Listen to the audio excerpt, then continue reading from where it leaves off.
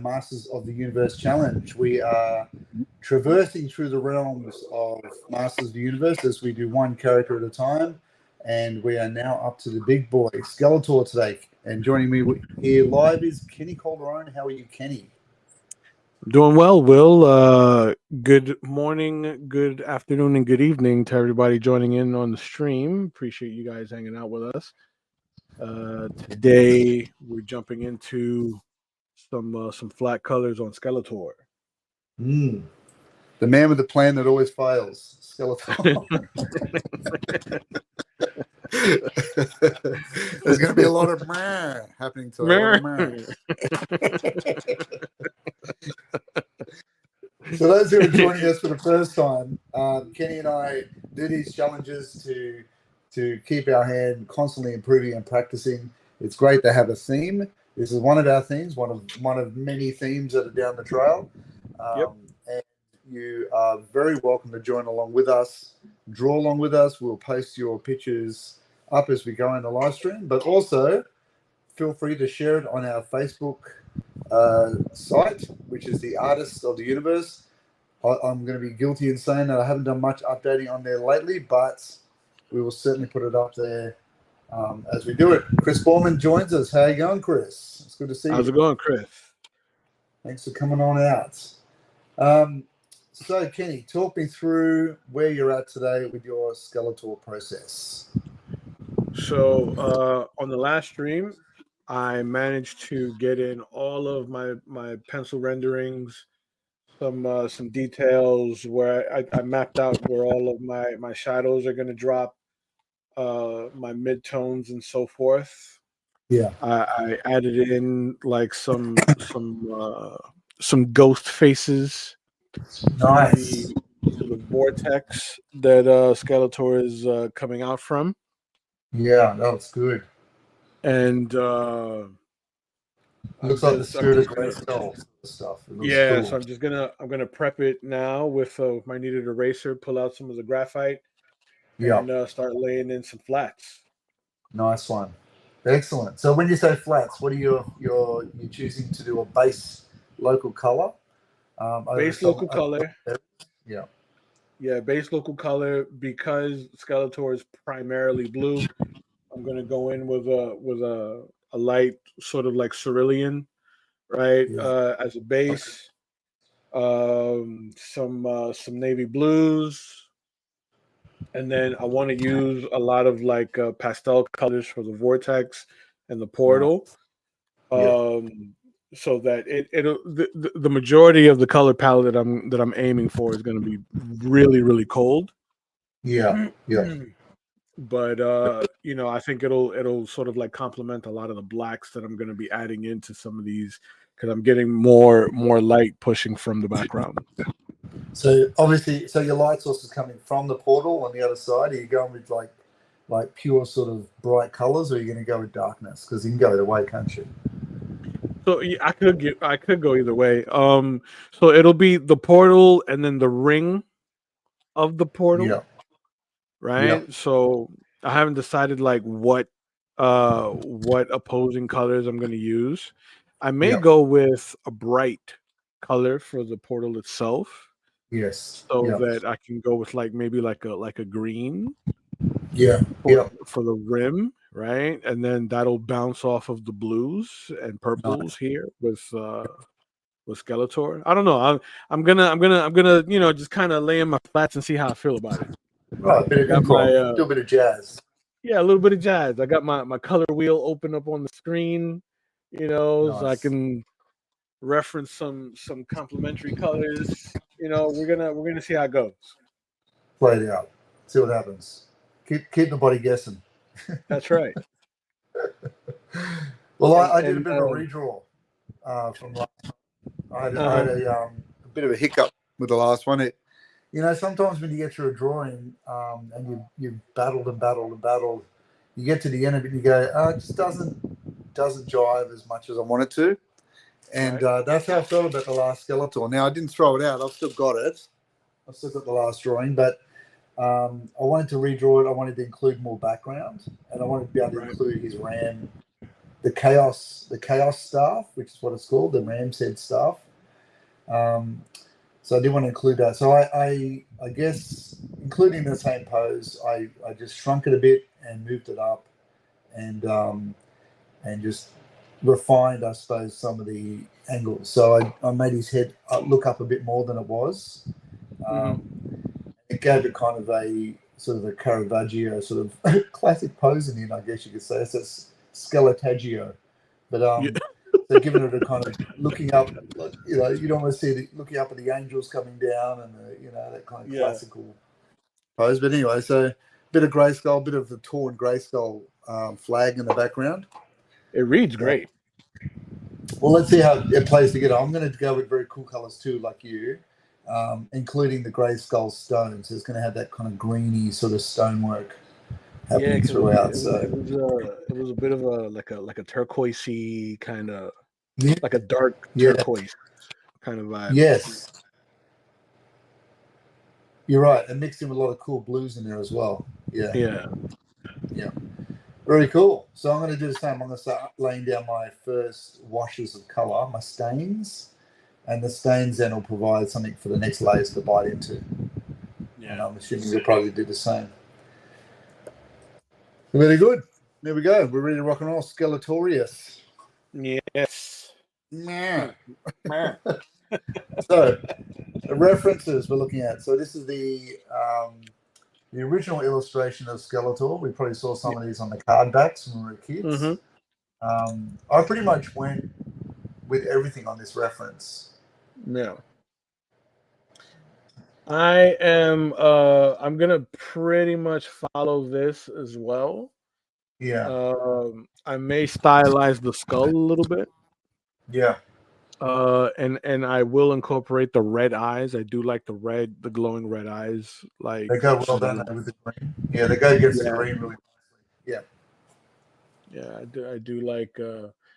I do like this. And I went with the same sort of anatomy. I didn't give him the boots. Yes. And I did keep his arms bare. Right. So, bit different to He-Man, where we felt like the flesh gauntlets, the flauntlets, were not really the flamulets. We're not painted correctly. I kind of think that these ones were meant to be grown out of his skin. Yeah, I think it works. I mean, because it's the whole creature vibe, the whole creature aesthetic. Yeah, I think it works for the character. Yeah, I agree. Even I don't know about the abs. Now it was pointed out last chapter we looked at his ab situation. Yeah, it's a bit confusing, but that's okay. Just a bit. Probably more. It's more balanced out in the toy, but he's rocking a few abs. He's got a few extra nuggets in the packet of nuggets there that he doesn't really need. Yeah, it's true. Yeah. He never skips. He's got a strong core. Yeah. On one side, stronger on one side than the other. It's like the man with the one muscly arm, and we know why. You can tell which one is his dominant hand. Yes, exactly. Hey, kids, joining us for the first time. There we go. Straight off the road again. There we go. I was wondering how long it'll take us this time, but we're back. All right, so I'll do the same. I'm going to lighten mine up with a bit of kneadable eraser to take some of that graphite out of the page.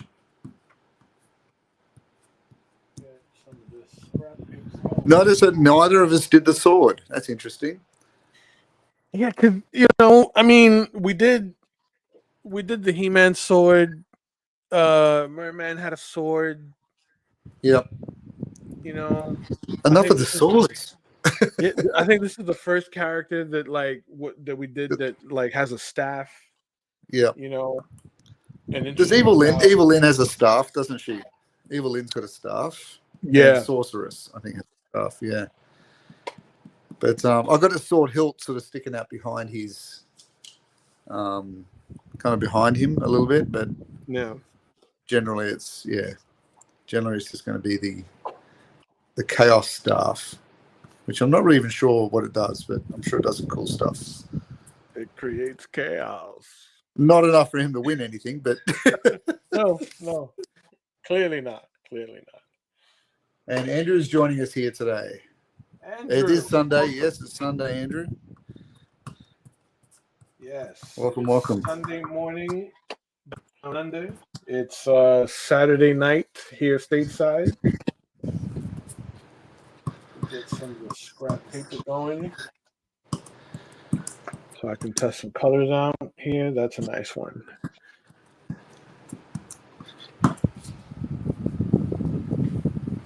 That's a nice one. All right. Oh, there you go. There we go. Andrew's given us the background. So chaos magic, just like Scarlet Witch from the world of Marvel. Sweet. Very good.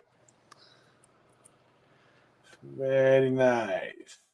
Got a little more water in this. Alrighty. I'm just going to throw a little post out on the Facebooks for a minute, Kenny. Yeah, of course. Of course. So this part here is sort of laying in the baseline for how everything is going to map out on the figure later. I typically don't want to go really heavy in this layer, just so that we don't lose some of the pencil lines that are left behind after the kneaded eraser application.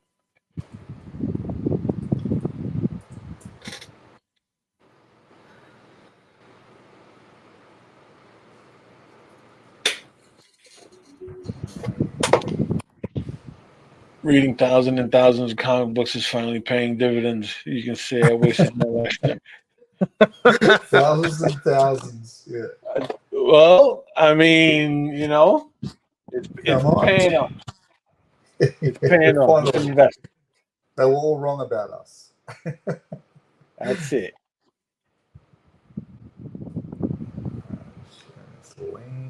So very quick, very loose. You just kind of want to drop it in.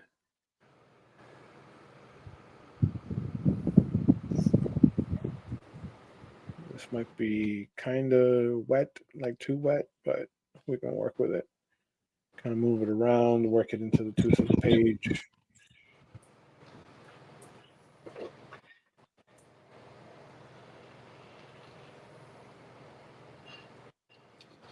Now for his hood, I'm going to be mixing some purple and some navy blue.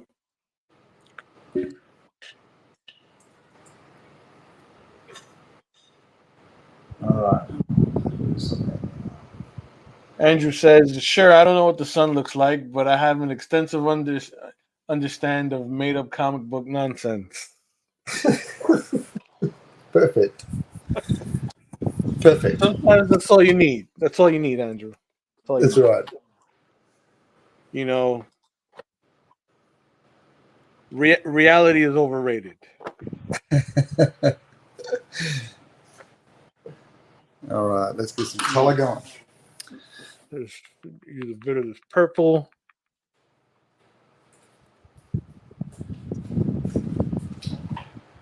Oh my goodness. Okay. Let's screw some of this on here. And then I'm gonna do a bit of yellow green for the skull. Green, yellow.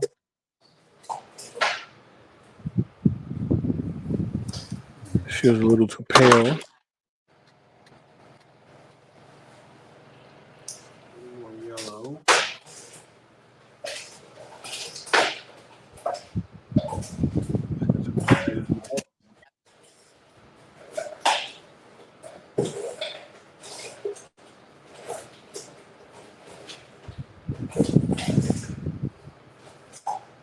That feels better.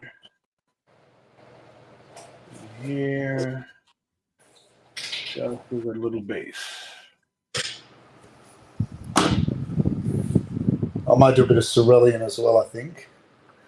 Yeah. Yeah, it'll go nicely with a bit of Prussian blue. Ooh, yes.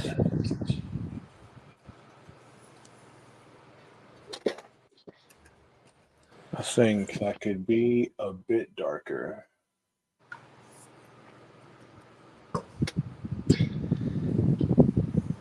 Up with a little bit of white. That's a perfect color right there. That's what I'm saying. That blue. Perfect. Indeed. Indeed.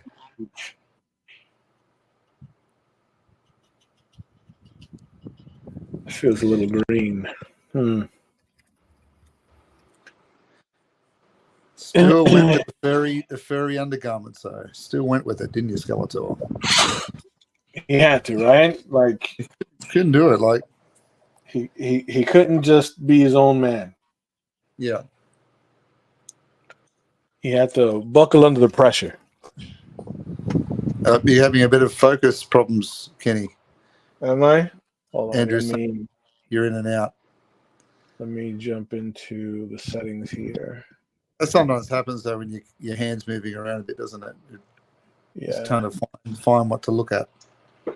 Yeah. Let me move this out of the way.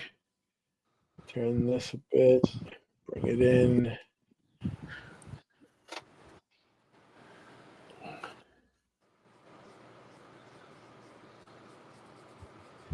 So I'm doing a very, very thin sort of wash without putting too much water on my picture because I don't want the paper to cornflake. Yeah. So I'm just doing a very thin wash over it, moving that gouache around with a brush, pushing it into its dark areas just to give me a nice layer. It does a couple of things. Number one, it gives it that area for us to paint on top to bite into, but also it helps you to sort of see, now it's in color, whether your proportions are what you thought they were, whether your composition is what you thought it was. Yeah. Start committing too much to it. So Andrew says those Skeletor straps are a bit of a tease. Give the fans a thrill with some peekaboo action. It's got to be a bit of harsh. It's got to be a bit of harsh wear, though, isn't it? Like, I mean, it wouldn't be easy to wear those straps. Do you read them as leather, or do you read them as something like steel or something? I read them as leather. So yeah. Like, imagine that leather strap with the buckle, like smacking you in the knee. Yeah. You know, while you're on a horse. I couldn't do it. I couldn't do it. You know what I mean? You're being flogged. Yeah. Flogged in the thigh. You know? Angry all the time.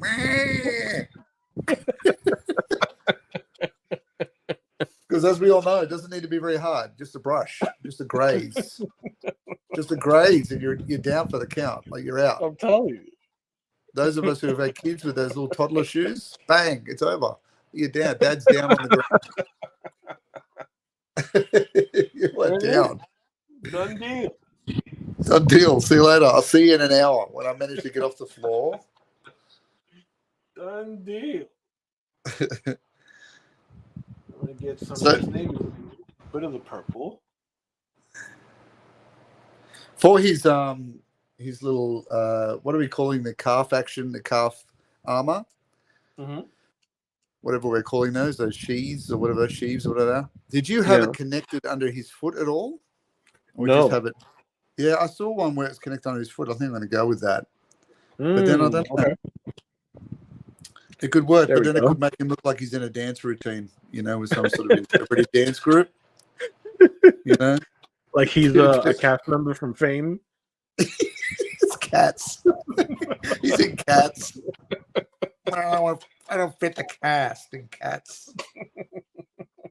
This sucks. Ready for my close-up. I never look good in Cat's ears. I hate this. Rings his agent. Gets angry. What am I paying you for?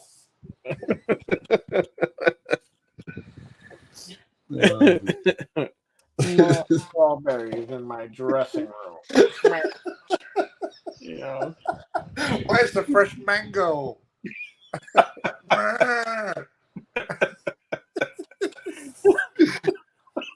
Got these delicate needs.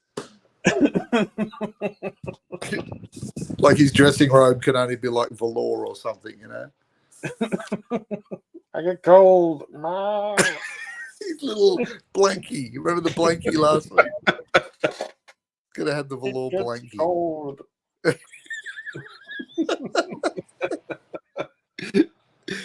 Oh man. Oh dear. So, Kevin Smith, if you're listening, we could write the next He-Man. I'm just saying. We could very easily. And we most likely could do some of the voiceover ourselves. Right. Just and we may never work in Hollywood ever again after that.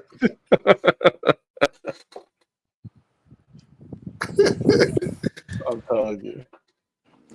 Yeah. I agree, Andrew. Those steel straps would be rough. Like, and cold, man. That would be cold on those cold mornings out there. Like, cold steel down in that area. Even the thigh. Like one touch of the thigh with the cold steel. Or opposite, like in the heat, that steel would heat up. That's even true. The leather would. Imagine the leather with that little bolt at the end of it rolling over. It's like getting on the car seat in a 40-degree day. Like it's you know. Oh yeah. It's going to burn. It's going to leave a scar. I think he does it intentionally so that he can stay angry. Right. It fuels my hate fire. My hate fire. It fuels my hate fire. Not just fire or hate, but hate fire. Combination of things I hate.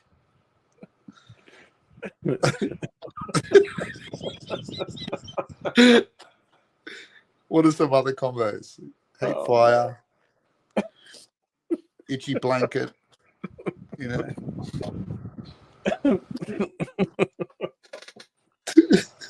Oh man.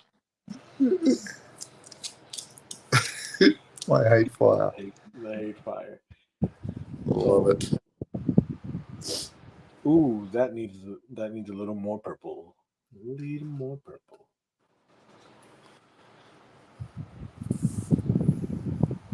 Now I want to try and be careful with this that I don't go down too heavy.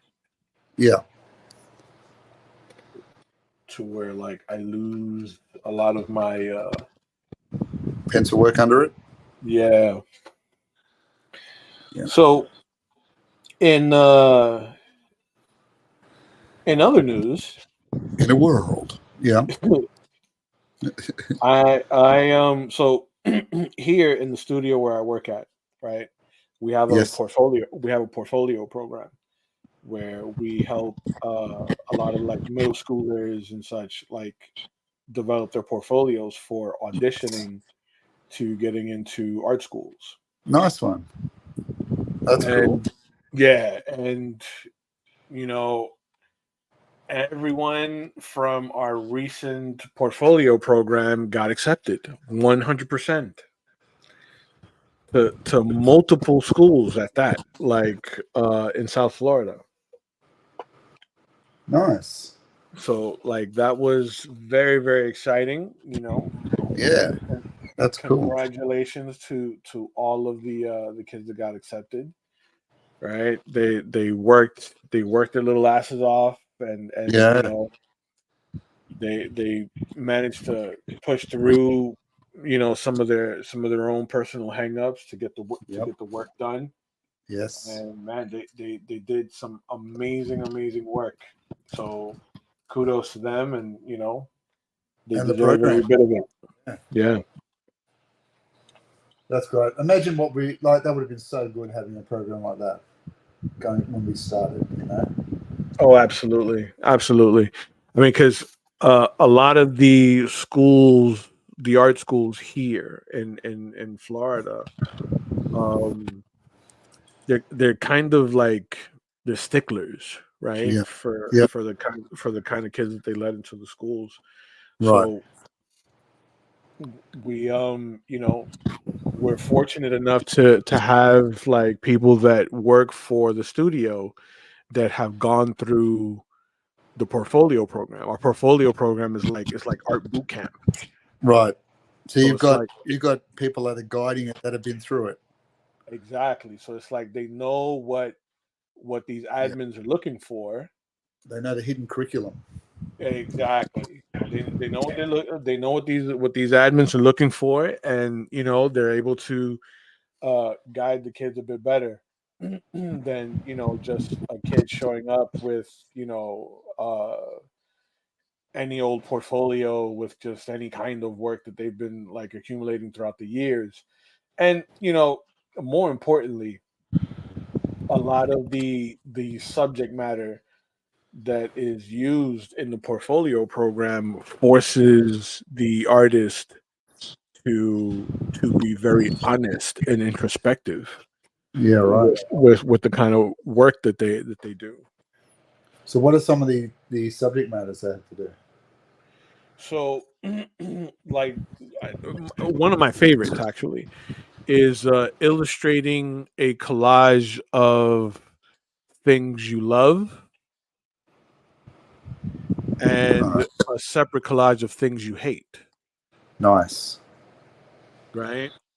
And some of the compositions are mind blowing. Like there are things that me personally I wouldn't have thought to use as a composition for some of these subjects, right? Like Yeah. there's one that really impressed me, right? And this kid drew a row of students in a classroom, right? Yeah.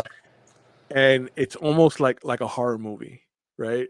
Because Yeah. all of the kids are sitting in a row in a classroom, and their heads are vertical, Oh right? wow. Okay. Their Yep. heads are all vertical with their mouths open. So then they're being fed information through Yes. the mouths, right? So like the information Literally. is depicted like just letters, like clouds of letters, like a swarm of letters being fed into their mouths. Sort of passive But receivers. Yeah. it's really interesting. But then at the bottom of like at their feet, it's a brown pool of more information. So it's like it's going in one end and coming out the other. Yeah. Right. Direct. Yeah. Yo, I was blown away when That's cool. when like how like sometimes you glance at a piece of work and then it's like, okay, that's cool, but then like you really look at it, You go. Wait a minute. you really look at it and you're like, oh, Am you I know, part of that information flow? Am I the person? Am I the problem? no, no, absolutely not. Like these kids, they love coming to the art shack, Yeah. right? So and because we don't do things like a traditional like academic. Yeah. Uh, it's not like we don't present ourselves like an academic sort of setup. We tailor the way we teach to the individual, right? Yes. Andrew says, "Congratulations to them. I hope they are able to make the best of it." Dude, like I'm thoroughly proud of all of the kids that have gone through the portfolio program and got into like SCAD and uh uh uh, shoot, what's the name of this other school? I just had like the list of all the schools here in South Florida. SCAD is actually in Georgia. That's a school that's up north in Georgia. That's a big move for those kids. It is, and these are like private schools that you know anyone going to these schools, like you're almost guaranteed to get into something in the Yeah. creative field. Well, they've For probably sure, got a for sure. great internship on the outdoor of the course, like on the way out, the back door. Absolutely. Yeah, that's how a lot of them sort of, even in the comic world, like you look at the Cubit School for years, advertise themselves that way too, and That's right. I know the Comics Experience course is the same way because they've got their own publishing wing now. Yeah. They got a backdoor program, so it's good that way. It's good. I mean, imagine going through the course and then trying to have to figure it out. Like, it's nice that they've got that. Absolutely. Helps you pay off your fees. Huh? helps you pay off the tuition fees. Absolutely. Yeah. No, they all did fantastic work. That's cool. And the themes are done to where you have to illustrate something that is unique to you. You know what I Right. mean? It's like it's different when it's personal. Yeah. So much like us with like He-Man. Yes. Dealing with the deep societal issues that we are. You know what I mean? It's different when it's personal. So it's like, the energy is communicated differently. Yeah. So, and it forces them to work in different media and doing things outside of their comfort zones. So in just a few short months of the portfolio program, they're able to develop exponentially. That's cool. Right? Which is why I call it the art boot camp.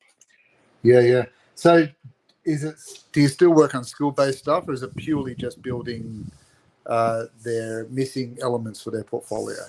It's really just building the portfolio for the audition. Yeah.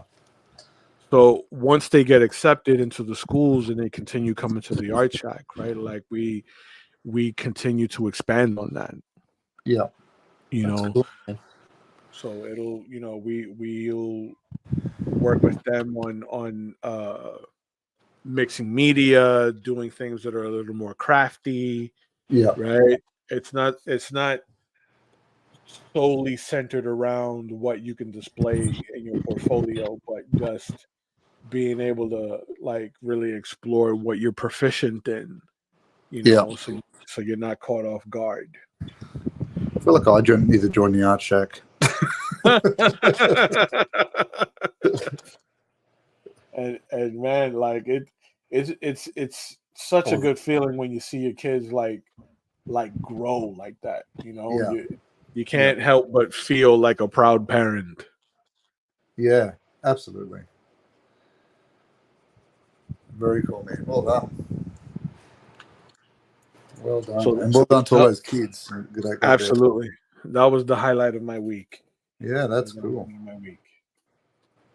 Hearing that they were mostly girls. All my girls got into the art school they applied to, yeah.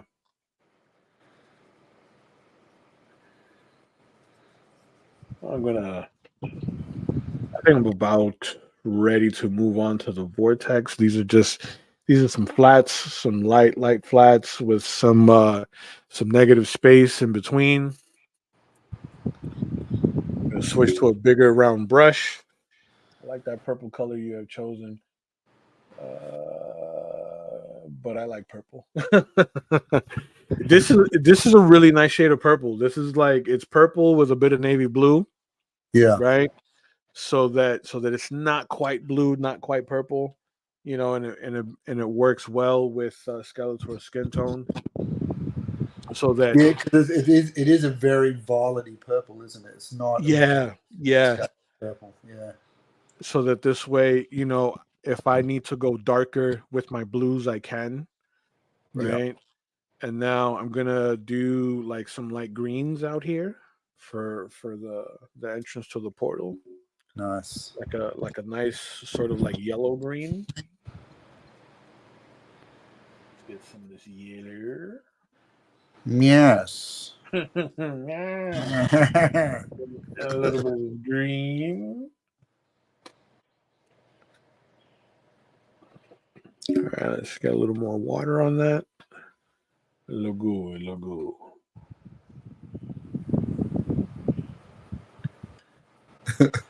How's your week been, Will? Sorry? How's your week been? It's been good. It's been really productive.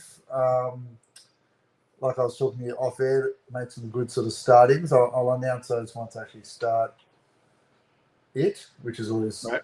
you know, I like to Yeah. before I tell everyone what I'm doing. Right. But yeah, it's been a good week. I've had some nice sort of, nice little hits this week, and just trying to get properties ready for print, including that large horror piece I've been working on. So that's coming Yes. along. So I just finished Night of the Living Dead, and I finished Creepshow last night. So we're doing Freddy Krueger tonight. So that'll be interesting. Ooh. The big Freddy, the Fredster. Yes, And sir. yeah, and just had a chat to a writer buddy of mine, and we're about to start a little bit of an independent book at some stage as well. I like it. So that's the one you and I talked about off air last week. Yep. So that'll start soon, and yeah. So I guess it's really this year, like 2024 for me, is building product and doing commissions, and I guess working on some of those other new fields that I hadn't previously worked before. So yeah, it's been good. But a lot of teaching this week. There's been a pretty heavy teaching week, which has been good too. I like them. I like doing my teaching, and it's good to see some of those kids that I teach sort of start their projects. I mean, you started learning about stretching canvases and priming and all that stuff that sometimes we as artists take for granted because we know how to do it. Right. But yeah, teaching them the old ways of stretching and sizing, and teaching a bit of carving this week too. So that was good. But yeah, Wow. So it's been interesting. But you never know how it's going to be received when you're teaching 14 and 15-year-olds, but it was received well. Good. That moment in a classroom, you go, this could go either way. I could be dead right now. Once they figure out there's more of them than me. No, that's good. I mean, it's always nice to see to teach teenagers in particular, right? Like the preteens into the teens, right? So when you teach them something that requires them having to like concentrate and focus, and then you see them, just kind of like take the reins and do it on their own. Yes, there's a sense of achievement to that. And I think once they discover too that beyond the digital realm that we live in, or they live in more than I do, but they live in that, there's a real soothing element to when you're creating art that's not based in the 3D. Yes. When you're tapping into that imaginary field that's beyond the density of everything they deal with in their week. And look, some of the kids we deal with in schools, they come from pretty troubled backgrounds, and some of them, it's not always low socioeconomic. Some of them come from troubled backgrounds of just being trapped in middle class spoiling. Like they have as many difficulties, but in a different way. Right. So art is the great equalizer that way. It is. They can all pick up a pencil and learn the techniques, and we structure the classes so anyone can do it. I'm doing a lino printing course at the moment with the kids, and they etch and carve out of the lino, but it's structured so that you don't need to know how to draw to do it. Like I've set everything up with light boxes and carbon paper, and anyone's accessible to it. So it takes the stress out of it a bit when they're learning, and allows them to just relax into the process of carving. And I saw one kid just going back and forth with the lino tool. I go, "You're right there. You're going to go straight through to the table." He goes, "I was just enjoying carving." He goes, "I thought it was going to be stressful, but it's actually relaxing." Good. Well, that's not good enough. I like to have stress in my classroom. So do it faster. Erroneous. What do you think? Erroneous. Erroneous. Screaming at the roof. Clayton's lost it again. Well, the kids call me Plato. Plato's lost it again. Yeah. Again, like in 10 minutes. It's been twice now. Man, it's going to bring Skeletor there for a bit. So, yeah, looking at that uniform. Look at his sword's almost more of a purple than his armor. That's interesting. In strength. But his ram the Chaos Ram is more like his arm. Yeah. Not consistent. Yeah, what were they thinking, Will? What were they thinking? Crazy. But yeah, been a good week. So I've got 2 weeks before Easter break. So Nice. do you have break from the art shack? Do they give you the Easter time? During that week, no. Because during the day they'll have like spring break camp. Right. But my classes are in the evening. Okay. So when Tuesday, Wednesday, Thursday. Yep. My classes are in the evening after 7 p.m. Yep. And then Saturday in the early afternoon. Oh, right. So you've had it today. Yeah. Yeah. Very cool. So they keep me pretty busy at the shack. Oh, look, if I live close, I'd send my kids to you, man. I mean, it'd be a great experience Oh to man, learn under your tutelage. That would be fantastic. Yeah, you'd be ringing me and saying, listen, there's a bit of a behavioral issue. They keep eating the clay, Will. They keep eating the clay, and they're talking about odd random things like their father does all the time.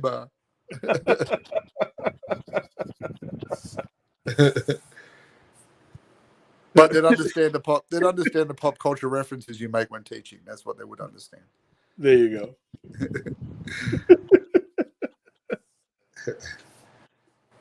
So I kind of got lost noodling on there we go. On I'm having some the portal. Little noodling on the portal. Yes. With this big round brush, it was really fun, sort of like blending the greens into the yellows. Right. So for those joining us for the first time, the definition of noodling is to work an area up, building layers on layers, and potentially staying there because it's safe. Indeed. Ergo noodling. Guilty. Yeah. Yes. So, yeah. And I can say that because I do it all the time. All the time. All the time. I am the king of noodling. All the time. Now, I'm going to bring up a contentious issue, Dr. Kenny Calderon. Okay. The good doctor. This week, I have noticed, not that I get involved in this stuff, but I have noticed online an explosion of commentary on AI art. Yes. Have you noticed this? I have noticed this. I've had conversations about this because I have colleagues on both sides. Yes. Right. It's very, very divisionist, isn't it? It's almost. It really is. Yeah. It's creating a separation in the community a bit. Now, I will say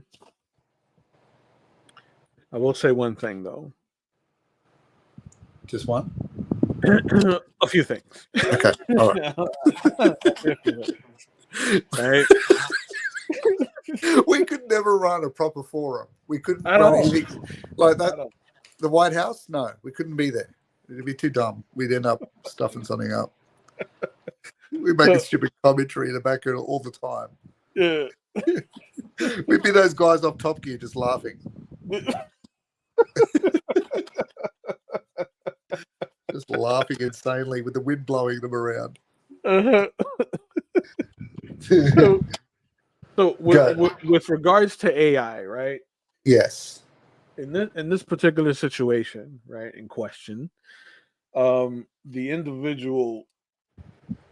Are we talking about a certain competition that was just won? Yes. Yes. Right. Okay. Right. The individual claimed to not have used AI art. Oh, right. I did not know this. He claimed not to have used AI art. He claimed that he did it all in Procreate. Right. Right. And the masses have been clamoring for him to post the time lapse of his process because Procreate allows for such things to be uploaded. Because even though you've won, you've still got to prove that you've done it. Exactly. Because it's an unappointed jury. Because this is me having gone down the rabbit hole. Like when you like sent me the message. Yeah. When you sent me that message like the other day, I was like, no, right? Like it was just a question because it was popping up on my feed from everyone going, did he just appoint a winner of this competition that has created AI art to do it? And the message I read was that he had said that he used AI art, but he didn't need to. He could do it without it. So then he must have at some point recanted his statement. It's getting better. I love this. It's getting better. So, and this is me at 3 a.m. Okay, 3 a.m. Eastern Standard Time, laying in bed. Melissa leaning on the one elbow, reading. Melissa's laid out, fast asleep, and I'm going down the rabbit hole of this controversy. Yes. Right? So I go to the artist's page, right? And he's literally it's 95 to 98% of everything that he's got on that page is AI generated. Right. So, are you able to tell the difference between that and digitally created stuff? Yes. Can you? Okay. I struggle with it sometimes. Because even when something is digitally created, there's a consistency. There's a consistency. One, there's a consistency. Number two, there are certain things that are signature to the artist. Right. There'll always be something, a nuance, something that is signature to who the artist is. Right. And that is something that AI cannot replicate under no circumstances. Yet. Right. It's what makes a Will Clayton look like a Will Clayton, a Kenny Calderon like a Kenny Calderon, etc. Yeah. So, right. And the argument for AI art is as well that, what makes a Kenny Calderon look like a Kenny Calderon may make that guy's AI art look like a Kenny Calderon because it borrows from that. True. So, to his argument, he doesn't use just one AI platform. He uses about 4. Oh, okay. That right? Change anything. So, like when you look under his posts, when you look under his posts, he actually tags the AI components that he used to build the final image. Right. Now, I get and I support the use of AI to expedite a project. Right. Not for the AI art to be the project, but to expedite the production process of a project. Say, for example, you're under a tight deadline. You need to come up with a composition for something. You punch in a few prompts and then boom, right? The machine spits out something that you can use. Okay, cool. In that regard, that is acceptable. Right. However, when you're using different AI programs just so you can drop those layers in Photoshop or in Procreate, and then you add your little subtle tweaks here and there, that doesn't make you the artist. That makes you a glorified scrapbooker. You know what I mean? Any views and opinions, please email Kenny Calderon at Wilding Studios at gmail.com. Yes, and I will say this: that's the things said on the stream are my opinions alone. All right, I do not want to drag Will and Chris Borman's. AI just needs to learn to noodle. Yeah. Yeah. That's it. That's the only difference between us and AI. Chris is the noodle factor. Is the noodle factor. So I personally mhm, agree with you, Kenny. And here's the thing: is that I see a lot of people getting really angry over it.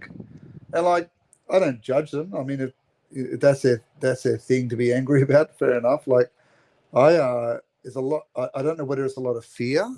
I don't know whether it's a lot of just maybe ego a bit, in terms of who are they to say that they're an artist. I right. hear a lot of that conversation of that's not art. I've This heard is it too. art. You're not an Yeah. artist. Um, but I suppose I hear the saying, like I'm like really aggressive ones. Like, if you don't like this, my opinion, get off my Facebook and unfollow me and yada yada Yeah. yada. And like almost saying, well, then go die, kind of stuff too. Like in Yeah. response to it, like, geez, calm down. Like it's. I mean, I suppose I'm old enough to have seen the fear that came around Photoshop when it came out. Right. You know, um, obviously it didn't have the same borrowing ability that AI art does. Hmm. But here's the thing. Here's the big separator for me, and it's no different to the world of digital creators. Which I look at digital art and I like it's beautiful. Like some creators I see doing digital art, like Rob Powers, like beautiful work, like bright Right. colors, really bold, like really cool stuff. But the separator for me always as a traditionalist, and I say that not in my viewpoint, but in just how I'm trained and what I do, Right. is that people will buy my original art and put it in a frame on a wall and put it on a wall, but they won't do that so much with a digitally created print. And it's because what you do is a one-off. It wasn't Yep. copied or Yep. replicated. There's no master file where Right. they can hit a button and copies come out, right? Yep. And it's been human created, like the human hand has done it. Um, Mistakes and successes are all on that one thing. Now, in saying that too, like, it's people still buy prints, like I still Mhm. sell prints. But it is a replication of something that's been human created. Now, do I feel any fear about AI taking the world over? No, I don't. In fact, I think it's pushing the pendulum the other direction Mhm. in terms of a lot of digital artists now wanting to learn how to paint and wanting to learn how to pick up the oil brush and the pencil. And I see a lot of movement that way. And I hear interviews with Atelier Art who are saying the same thing. There's the same, well, actually, the increase now of traditional art has shifted, the pendulum shifting back because of that. Right. Um, I feel a lot of people are moving from digital books to physical ones again. Like Yeah. it's I think the more we move down a digital rabbit hole with stream television, everything's digital, everything. People, there's something in them yearning for the physical, yearning for something that has a different vibrational frequency. That's Right. different to an AI created thing. So, yeah, it's dirty that I suppose some AI artists are trying to sell that art as theirs when it borrows from everyone's art online. But I guess we all knew that risk when we started putting art online, like it was going to be taken somewhere or borrowed by something. Right. So I guess I reason it out to myself as well. I can keep creating. It won't catch me. That's right. It won't, And and it won't catch me. and that's why I have no fear of it, like sort of taking over or anything like that. It's because you know as an artist, I remain a student at this craft. Yes. You know what I Yes, mean? I do. And Absolutely. as a student of this craft, I make it a point to keep that muscle sharp.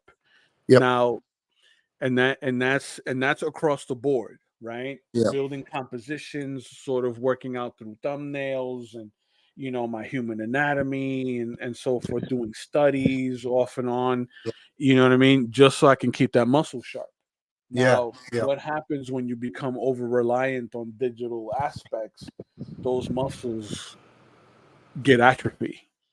Gets They get You know, slack. Yeah. Yeah. and I've seen it with guys that do a lot of digital. Yeah. So And then forget. Yeah. and so now when they're in a position where they have to pick up a pencil, Yeah. it doesn't come out as clean as it would have been Right. had they been sitting behind that keyboard. You know Because what I mean? the muscles have shrunk. They're not what Exactly. they were. Yeah, I agree. Exactly. So that, you know, in my opinion, sure, you can have your AIs and you can do, XYZs. It doesn't affect my bottom line, Yes. because at the end of the day, what I do and how I do it will outlive, anyone punching in prompts into a field, Right. to see what the machine spits out. Yeah, that's right. And look, I mean, in a dystopian world, I suppose you could consider that if it takes a human to type those words in, a machine could type the words in. If That's all you right. are is a um, is a is a buffer between the product um, and the machine can replace you.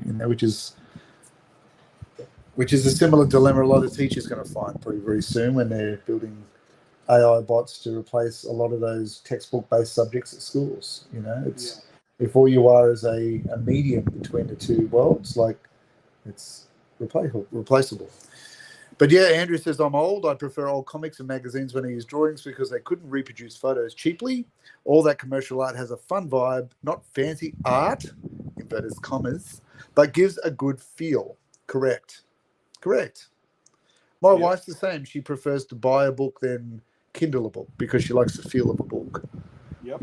And I mean, I'm going to admit, I haven't been involved in comics as a creator for that long, but I would say people enjoy collecting art because they are collecting art, not collecting, reproductions of something.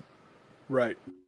That's why we see like your work on eBay, Kenny. I did a big deep dive on all your stuff last week after the show. Uh-huh. And you got a number of cool cards, collectible cards on eBay. They're going for good prices. Yeah. Yeah. And they're all one-offs, and you know Yep. what I mean, and they're marked up because That's it. those are one of ones. After that, there's no reproduction. Yep, that is it. And you said so. That's it. Threw the table over. Delicate genius you are. Threw the table over. Melissa had slid the plate of dinner under the door like Vermeer, and that went to the dogs because you kicked that over as well. I mean, AI doesn't have tantrums like we have At tantrums. all. No, meh, at the table. Meh. So interesting. And part of me thought, I know there was a lot of backlash towards the person that put the competition together. Mm-hmm. But I thought to myself, what a great advertising ploy. Yep. Everybody knows about your competition now. And everyone's going to be watching to see who gets pulled from the next winners. So part of me thinks as shrewd as that person is, he's probably thought of all that stuff. Yep. Say what you want, that individual at the end of the day is a businessman. That's right. You know, from an artistic perspective, the AI controversy, I see it as, like the movie Wall-E, right? Yep.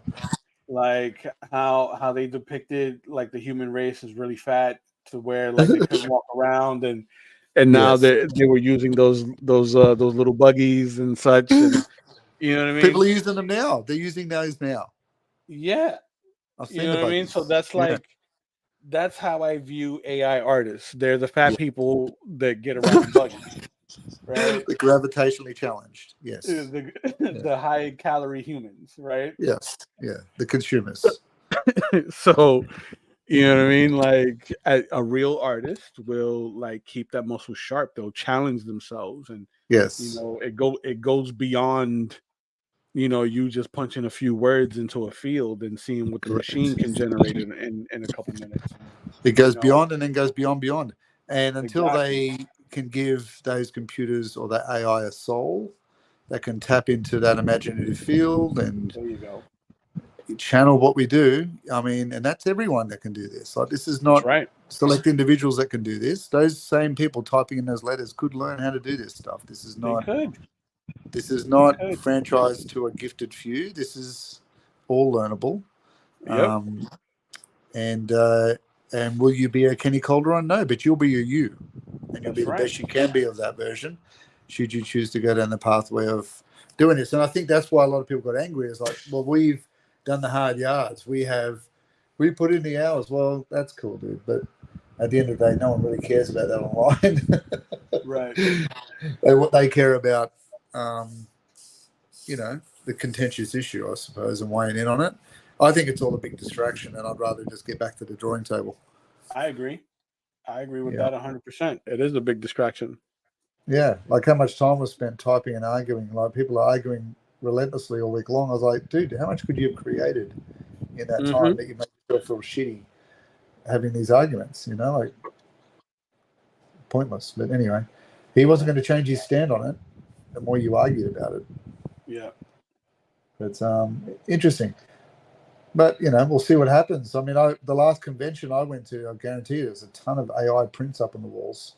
And I saw maybe one artist in Artist Alley doing physical artwork. Well, so that's every con that I've done since the AI controversy began the great AI has like completely like not accepted AI artists whatsoever. Yeah. Like, well, especially AI publications, but right, exactly. It's a tricky one. It's a tricky one to monitor. I was there with my kids, and one of my kids said, "Oh, did you make that to the artist?" And they went, they couldn't answer. Yeah, there you go. And because the work had been borrowed or used or whatever else. So it's an interesting time we live in. I think the best advice I'd give any artist is go do your own stuff. Just be your own. Exactly. Just do the work.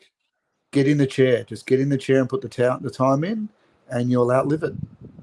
You'll be untouchable. Do the work. Yep. Just do the work. I see a lot of people saying, "Oh, well, comic companies are going to be replacing artists with this, and they've been waiting to do this forever." I doubt it. Well, I don't know. I don't know about that, because that's a very cynical view. I think comic companies value a physical artist that can sit there at conventions and sign the books and talk to the people about what they're doing and have good conversations. Like, of course, it's great PR. Yes, it's insane to think that they would replace that. Yeah. But who knows? Who knows, man? The way I see it, I love what I do too much to allow it to deteriorate. Yeah. Because I'm feeling lazy. Yes. Andrew says, reminds me when Roy Lichtenstein recontextualized classic comic book art to create his art. Yes. Boom. He is the old school AI trained on other people's art. Yeah, I suppose the idea of appropriation, which is what they call it in the art field, when they directly borrow something and reproduce. Although Lichtenstein got in a bit of grief over that because it was a direct rip-off and made millions, and the poor artist died poor. So it is the original artist died poor without any recognition. So yes, I agree in some respects that he was the original AI.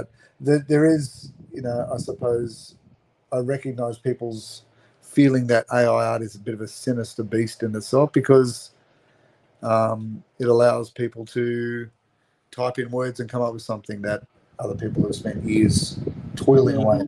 So I can understand people's frustration with compassion.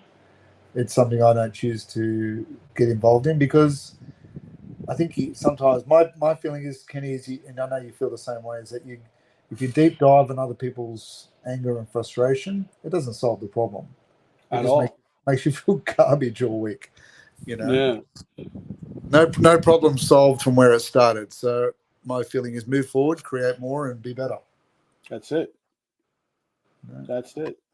I got an 18-year-old kid in my class that, like, he's a cartoonist, right? Yeah. And he tends to get so fixated on building his following, Yes. right? That he's not really focusing on what's important.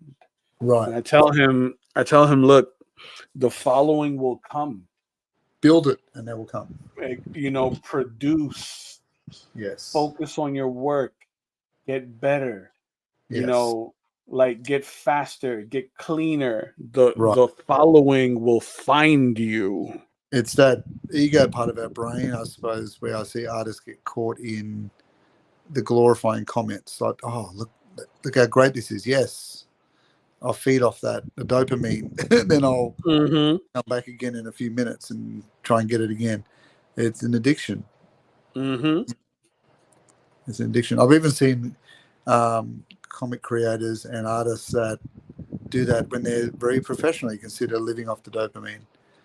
Paint the same old things over and over. But in saying that, we all love a good review, but you got to keep it in context. Absolutely. That like one of my other kids, one of my private students, he's going to the Kubert School in Jersey. Ooh. Yep. And he every so often I gotta like talk him off the ledge. You take the watermelon up there with you. I got the watermelon. This is what happens. The Mel Gibson from Lethal Weapon. Do you want to do you want to? Let's do it. He gets nervous and he's like, "Oh, is AI gonna take over?" And I'm like, dude, what do you? Look, to his respect, he's still relatively new on his art journey. Yes. So I'm like, dude, what are you worried about AI for? Tighten up your anatomy. Like, focus on doing your hand studies. Don't worry about the machine. What's that great Jim Rohn quote? Don't ask for less problems, ask for better skills. There you go. That's a great quote. The problems are always going to be there. Just be better. Yep. No diminishing attitude. For sure. Absolutely. You put that up on your board. Kenny at school. There you go. Jim Rohn. Hell yeah.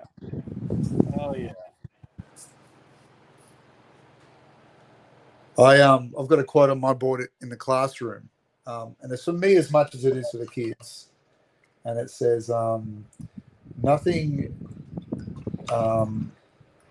can resist the human will when it stakes its existence on its purpose." Ooh, I like that. Right. So, if you are passionate about something, you are all about it. Nothing can get in your way. You can do it. I like that quote. I like that quote a lot. I'll send it to you. I'll send a link to you. It's good. Yeah. Send me that. I love it. You got the green in the Skeletor face and the red. Yes. So I went with a really pale mixture of yellow and green. Yeah. For the skull. Nice bright red there for the eyes. Yes. So now for my shadow values around like the muscle tone, I'm going to use a forest green against this blue. Nice. So that it sort of like ties it to the light that's coming off of the portal here. Yep. Very cool. And it works well with that local color. Yes. So your portal is creating you're going to have like a glowing effect around Skeletor, like the green sort of emanating on the edge of his skin there? Not so much. Yeah. Like it'll be softer here around the waist. Yeah. Maybe a little softer here between the legs. Uh-huh. I'm gonna soften here at the base of the staff, but the parts that'll be like really defined, they're already through the portal. Right. Yeah. You know what I mean? So like the softer areas will be like just coming out of the portal. So that like there's an illusion of depth. Yes. So Yes. this really light forest green will give me shadow and light. Right. And yeah, I totally see the illusion. But when I look at it, there's no illusion. It is what it is. I'm there, man. I can see him walking towards me. There it is. Very cool. That's what it's all about. Yeah. Chris Borman says, my drafting professor at Penn State used to say, "You suck. You speak business."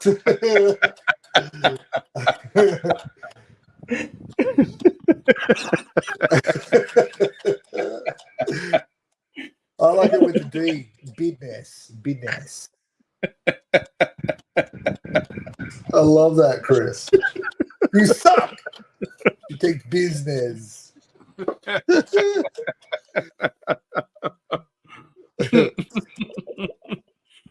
I love that it steeled your resolve to keep creating, Chris. I love that. There it is. Yeah, you can't give in.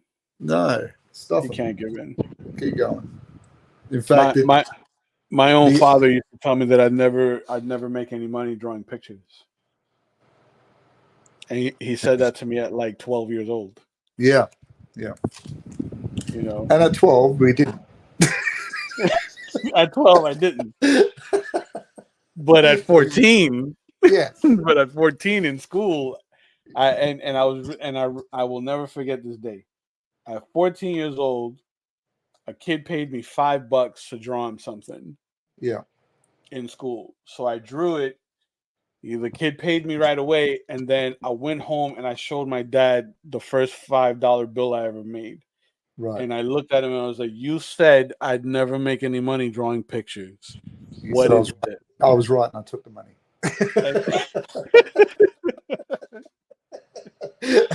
Still left nothing. Damn it. And he couldn't help but like look at me with that subtle nod and smile at me like, "Okay, okay." Right. Oh, I see what he's doing. He's saying, "Well, okay, I was wrong, but I'm going to say now that I really pushed you to do it." Yeah. Because I can't be wrong, damn it. That's right. Thank me, mother trucker. Thank me.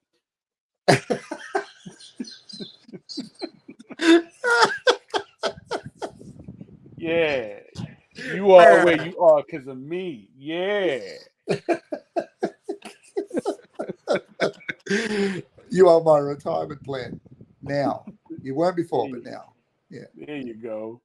Draw more pictures. Yeah. But the duck with the golden egg in the old cartoons. Remember Daffy Duck? Hey, duck, make with the egg. Because on the last date he said, "You suck." I want an Easter egg. I want an Easter egg. I want an Easter egg. You got 3 minutes, duck. 3 minutes. Remember that? And he had the little gun. Yeah. And he had the big henchman. Okay, boss. He had the big henchman that was with him all the time. Chris Borman says on the last day, he said, "You suck, but I have to give you an F and A."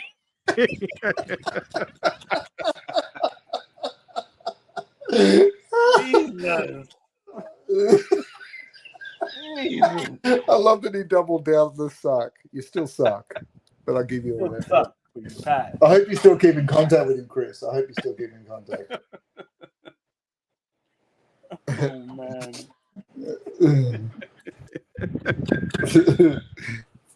That's funny. Got tears. I can't see my picture properly. Man. You got 3 minutes, duck. Make with the egg. Make with the egg. Make with the eggs.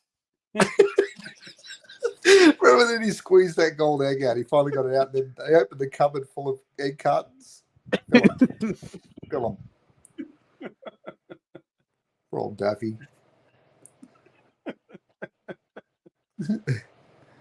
Louis and Muggsy, wasn't it? Wasn't it Louis the gangster? Yeah. Louis and Muggsy was the big guy. Okay, Yeah. Which way did he go? would say something ridiculous, and he would smack him. Yeah, shut up. Yeah, that. Give me the backhand. Shut up. Shut it up. Shut up. Shut nap. Shut up. Shut nap. Shut up. Shut nap.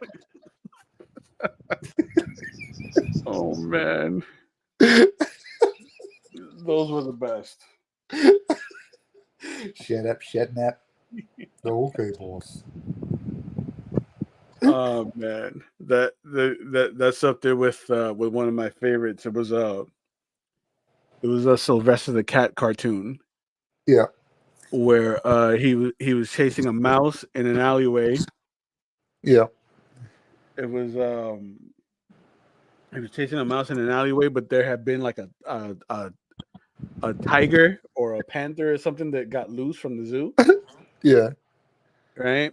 And you know, like, no, I'm getting confused with another one. That one was good, but I'm getting confused with another one. There was one where like Sylvester was being harassed by this bulldog. Yes, another one. The bulldog was asking for like a steak, a T-bone steak. Yeah, that wasn't Sylvester. That was he was Claude the cat. He was that yellow. He was cat. Claude. Yes. Yeah. And another one, man. He would unwrap it and go, "What? No gravy?" Yes. And he had a little mouse too. Remember, it was a scam. What? He had the little mouse he kept in the sardine can. Yeah. Remember? Yes. And he used them as a scam to get the meat all the time. What? No gravy? And then he bought the. Remember, he ransomed them back to the owners, made all this cash, and then he bought the butcher store. Remember, full of meat. And he overate. Do you remember? Do you remember the ending? Yeah. And he's sitting in the doctor's office. And they go, oh, well, there's nothing we can do for him. They shut the door. And he's this massive lump of a dude sitting there on the table. And then the door opens and it's Claude the cat and the mouse. And they go, this time we didn't forget the gravy. That's right. And they put that funnel in his mouth and pour the massive bloody 18 liters of gravy. Yes. As he's sweating, they killed him. That's amazing. This time we didn't forget the gravy.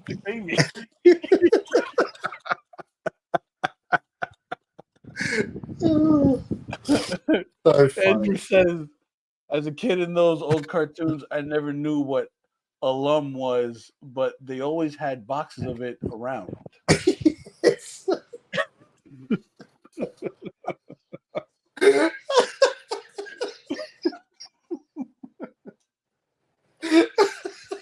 Oh man. I think you broke Will, Andrew. I think you broke Will.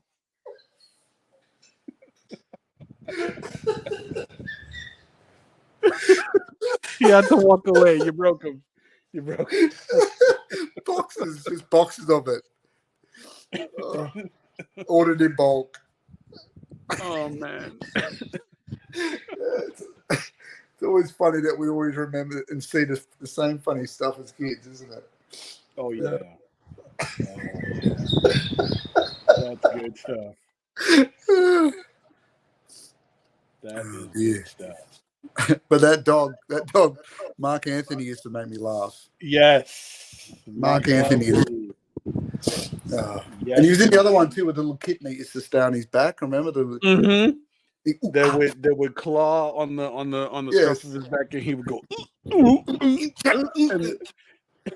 Oh God! Yes. And the expressions on those cartoons were incredible. Like, they were the best. When he thought the mother had put him through the kitten through the blender, and he's crying his eyes. She goes, "Why the long face?" And she gives him a kitten cookie. And he gets nauseous. And he puts his finger over his mouth. He puts the cookie on his back. And passes out. Oh, so good. And I loved how the adults just showed from the calf down, the heels or the shoe. Remember when Stimpy used to rip that off and they'd have like the sock garters? Yes. Man, yes. and sometimes a pipe that would just stick in the frame. It would be a pipe that would bob up and down. It would be Yes. off screen like doing this. Yes. Now could be. My wife and I saw stuff. Yes, I remember that when the male gorilla was really abusive. Yes. Kept trying to kill him. Stop scaring the baby. Yeah. And she had that real gravelly voice. I think it's the same woman that did the voice for the witch, the Hansel and Gretel witch. Hansel. And she would jump in the air and click her heels with all the bobby pins flying everywhere. Man, those are good times. Stop scaring the baby. Those are good times, man. Good So time. good. Oh gosh, the alarm got me. I nearly lost my mind. I just nearly lost my mind. Whatever's left of it, I nearly lost it. Yeah, that was so good. Look, we're having those moments in this drawing challenge. We're having moments where we're noticing boxes of alarm unexplained. It's exactly what's going on here every week. We don't know why they're making these choices. Need to find out. We're just pointing them out. Pointing them out on the journey through. Oh man. You broke my brain internet for a while there. I went down for service. Buffering. I was buffering for a while. Oh man. So I really do enjoy the way this forest green is reacting to everything here, like the blue, and then I said let me see how it reacts with the skull, and it's giving me some really nice gentle values around the skull. Yeah, nice. That's going to look good with the red too next to it. Oh yeah. Are you going to throw a bit of that green in the dark areas of your purple? Yes. Oh, I'm still wiping tears out of my eyes. Oh, Warner Brothers cartoons gets me every time. Every time, dude. I don't think they were I don't think that they were funnier cartoons back then. Oh man, the gorillas. The gorillas were great. Three little bears. Remember the three bears? Three bears, yes. And one was Baby Huey, the big one. I will love him and hug him and squeeze him. He was taller than the parents, and he had a big old diaper. Yep. And the dad was angry all the time. Shut up. Smacking the kid around. And the mother was doped out. The mother was doped out all the time. Yes. Remember Myrna Henry? Like she was always she's off at the Myrna Henry. And she's off at the fairies. And he was just angry that he's stuck there. Like, what all the time? I'm here. Angry little dad. Oh, that's beautiful. That is beautiful. I do like that. So that background color, I nearly called you Henry. The background color you got there, Kenny, is that the same line color you use for his skull, or is that like a sap green? So I think the same lime color for the skull is like in here somewhere. Yeah, it's right. Like right in here, right? Okay. Yeah. I went with a darker lime, and then I transitioned into a yellow, and then like I faded out into the original like local color, which was the same color that I used for the skull. But I added a little bit of white so that we get that nice little transition from yellow to white. Yeah, nice. That's cool. Thank you. Kenny, you don't go to WonderCon in Anaheim, do you? I'm attending the show end of this month. Actually, no, I've never done WonderCon. And I've heard it's good. That's what I hear. That's what I hear. One of my buddies, Jeff DeCall, who's a cover artist for Marvel in DC, he does WonderCon all the time. And I've been looking for a show to do like here in the States, but like more out west. So I've been looking at Texas. I've been looking at Denver. I've been looking at California. Just areas that I haven't been to yet. But Anaheim, WonderCon Anaheim, I'm gonna look into that and budget that one out. Would you do San Diego? Is that too crazy big? San Diego, you know what? San Diego feels more like more pop culture Yeah. than comics. You Yeah. know, like I would do it just to say I did it. At Yes. least once in my career. Right. But to have it be like one of the regular shows that I do annually, Might probably be a bit not. of a gamble. Bit of a gamble, maybe. Yeah, probably not. I mean, if I were to do a really big show and keep that like annual that and have it be like an annual thing that I do every year, Yeah. I would probably have it be New York Comic Con. Right. Yep. New York Comic Con for sure. Heroes Con in Charlotte, great show. Puerto Rico for sure, and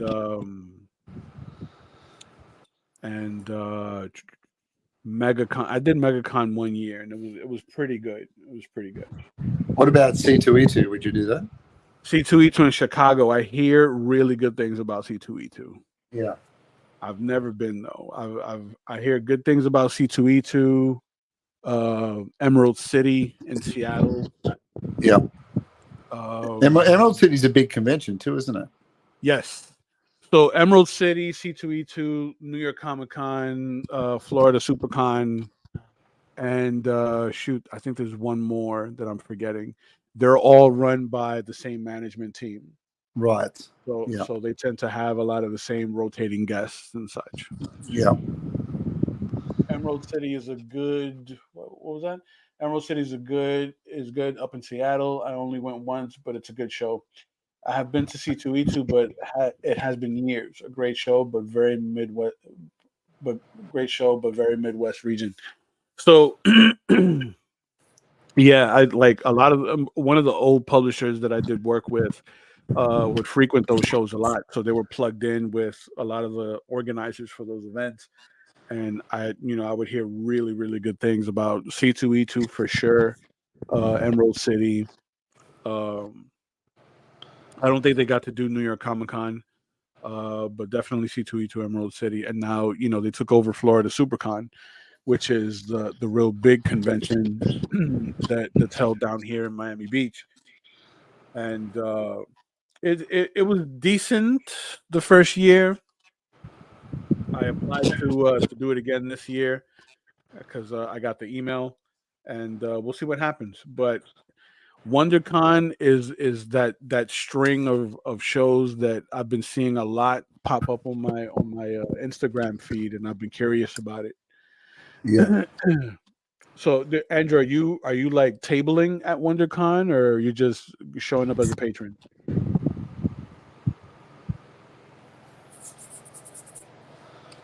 I also used to go to Baltimore, a smaller show, but yes, I did Baltimore like a year ago.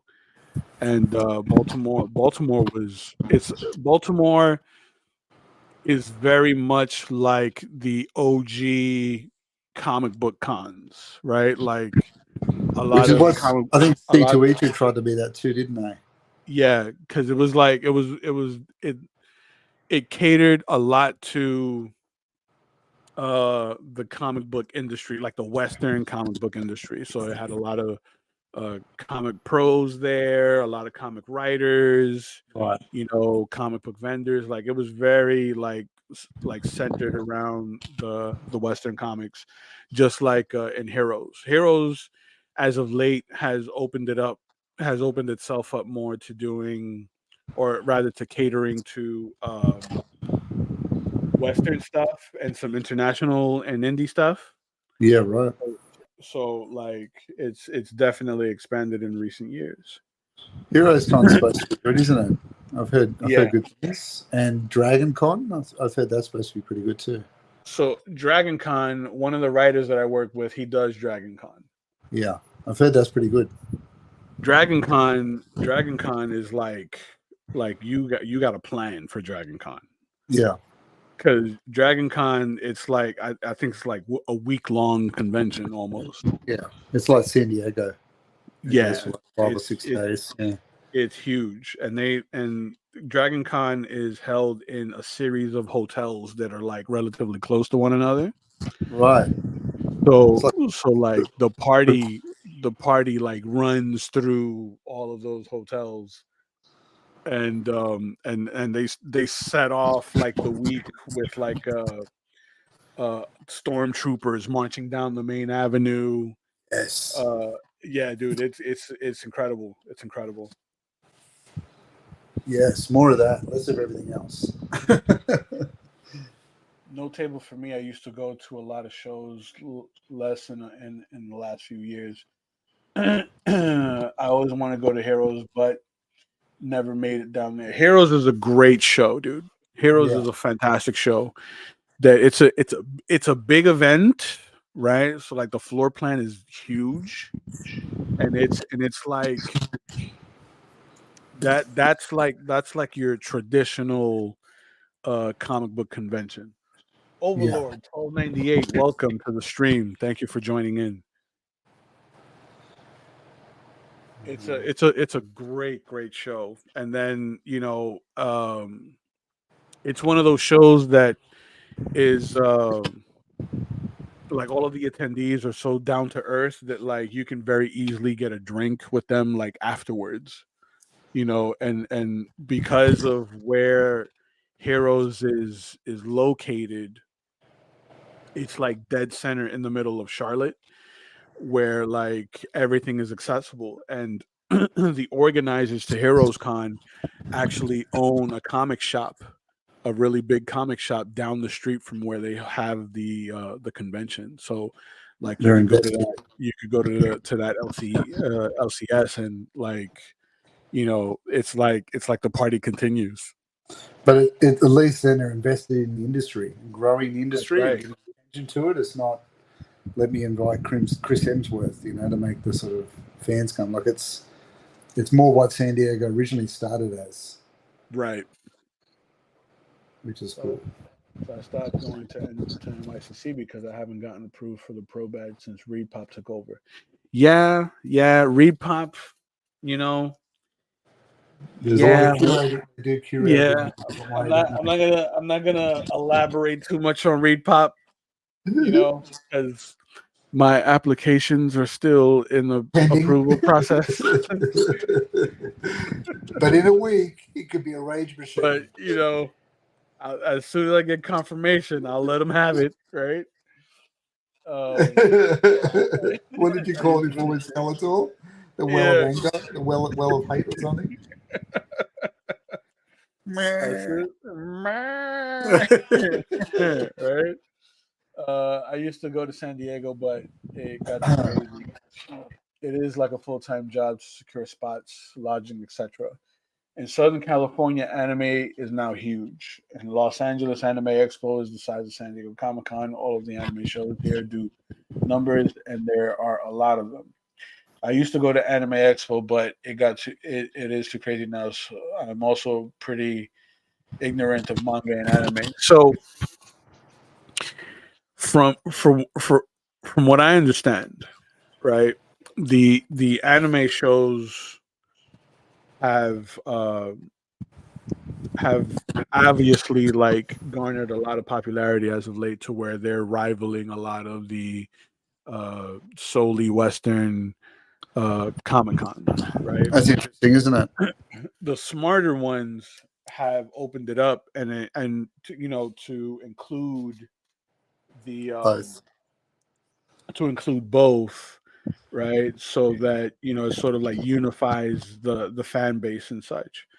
You know, to because I see it a lot when I do Puerto Rico, Right. right? That Puerto Rico, sure, they appreciate the Western stuff, but you see a lot of people cosplaying the anime characters, Yeah, that's interesting, isn't right? it? And I looked at what was it? Was it Denver? Denver Comic Con. I think there's a real big one in Denver, and then there's another one that's in Colorado. Dude, I forgot the name of the city. My cousin lives there, and he's been trying to get me to go out there for like 2 years now to do that event. But there's another convention. There's another convention it's not WonderCon. Is it Fan Expo? I did Fan Expo 1 year,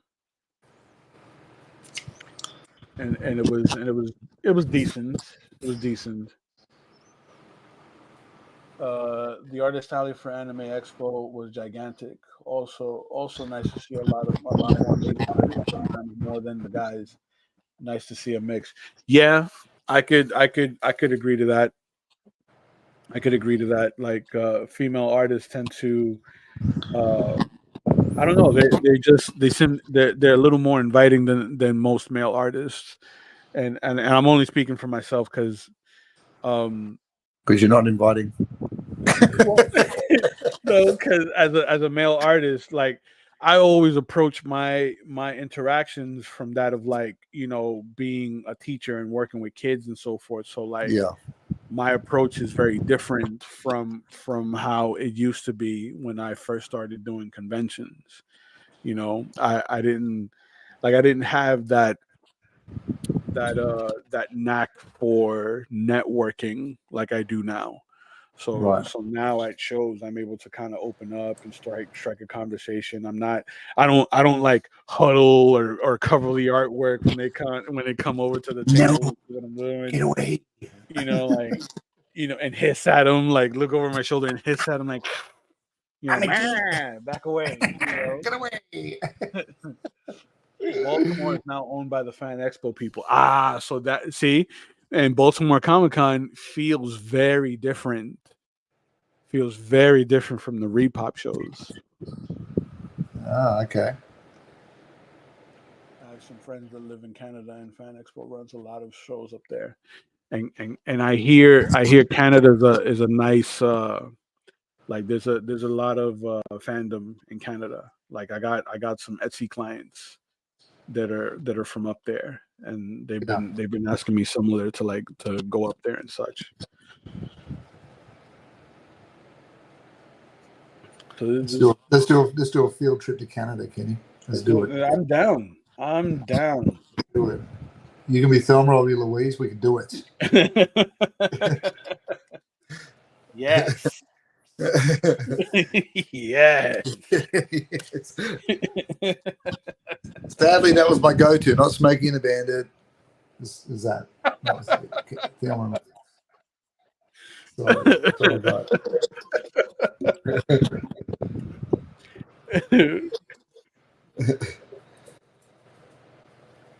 So we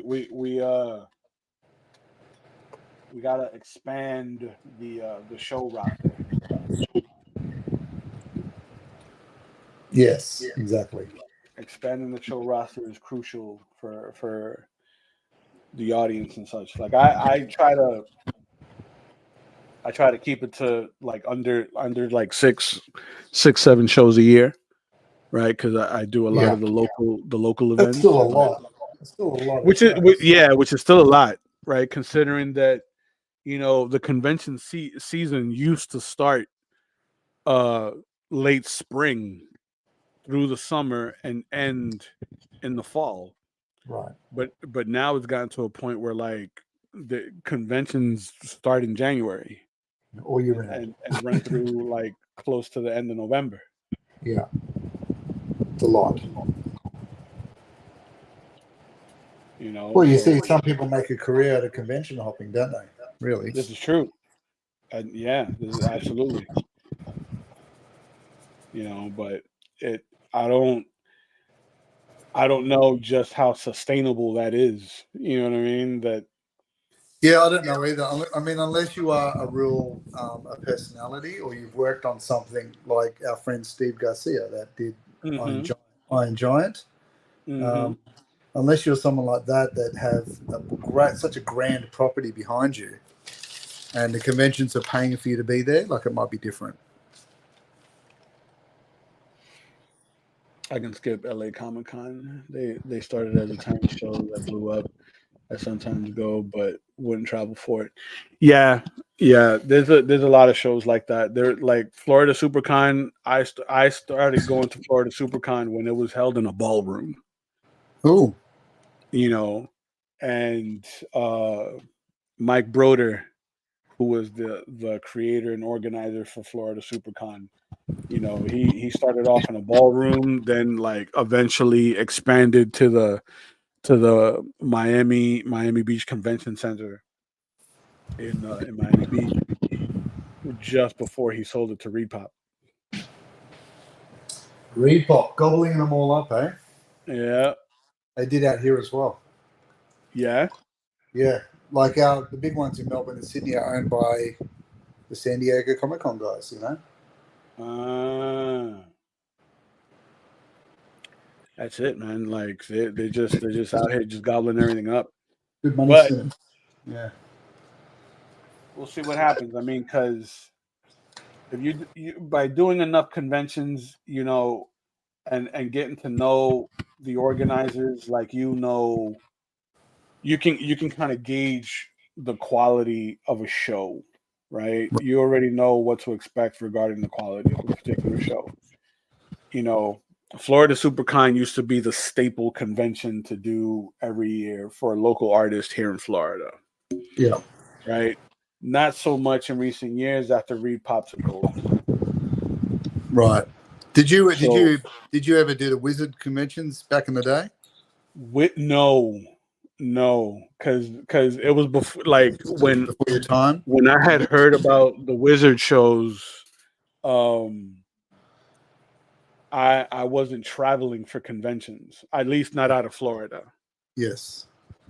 Well, we were both probably teenagers back then, but Yeah, yeah. yeah. I never did the Wizard shows. I would have liked to though. Those those look like they were pretty entertaining. If you don't mind little shows, Ren fairies, craft shows, you can book every weekend just in Southern Cal. Okay, okay. I'll look into that. Yeah, I don't mind little shows at all, dude. Little shows tend to have the best, like, I won't say foot traffic, but like the best people tend to come Yeah. out to those. You know what I Yeah. mean?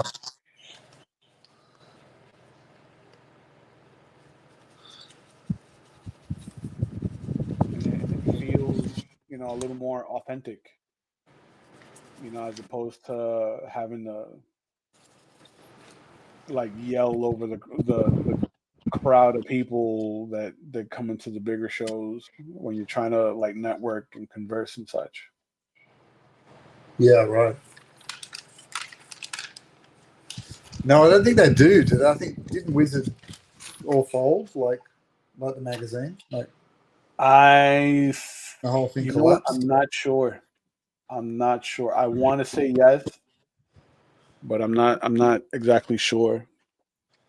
I'll tell you what, that wasn't that the go-to for comic book news back in the day, the old Wizard magazines. Which one? Like the Wizard magazines. Remember those Oh, ones? 100%. They were the go-to, weren't they? Like if you needed to know about comic interviews or news, they were the ones. They were the ones. That was the go-to. Did they That ever I make a comeback? I know that they were talking about it at one point or there another, was but there was talk there was talk about it, but I don't think that it followed it through. no. I think once you've had your gateway, you've had it. There's no point Yeah, doing Brady Bunch reunions. yeah. It's over, And, you know. and Wizard had some good stuff, man. Like Yes, one of I my still have some. favorite. Yeah, so do I.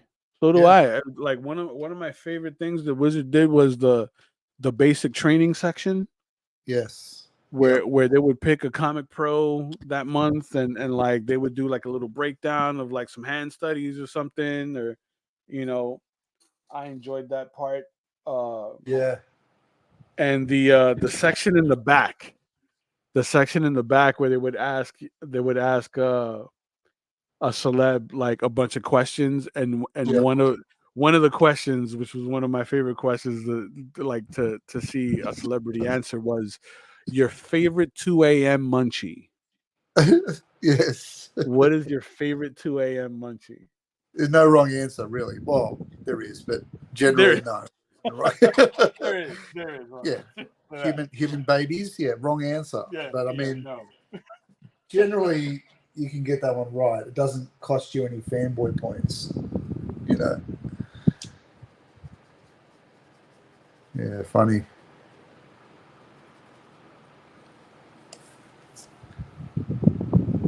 Funny stuff.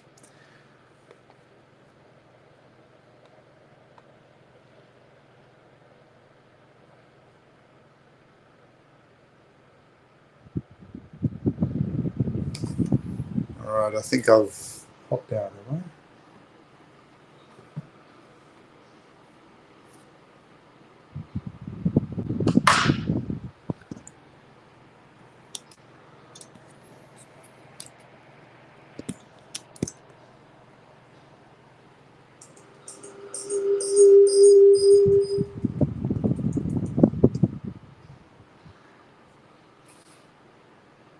All right, have I lost you, Kenny?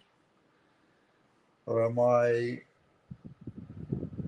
out of, have I no volume, or is Kenny dropped off? I'm not sure.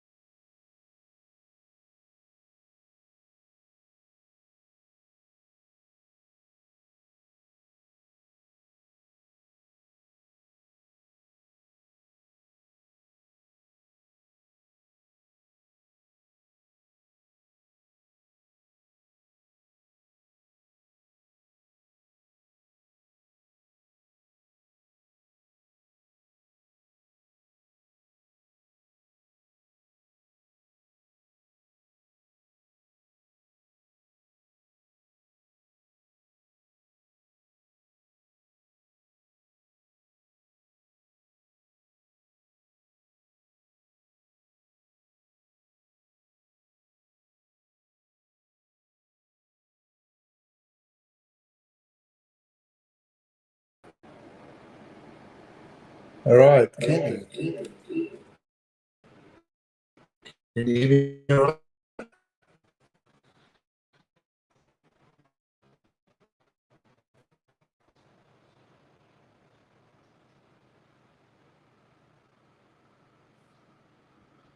think we're having a few technical difficulties here, guys.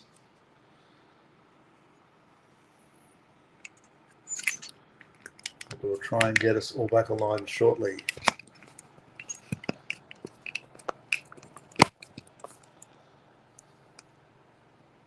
I've got too much of an internet delay.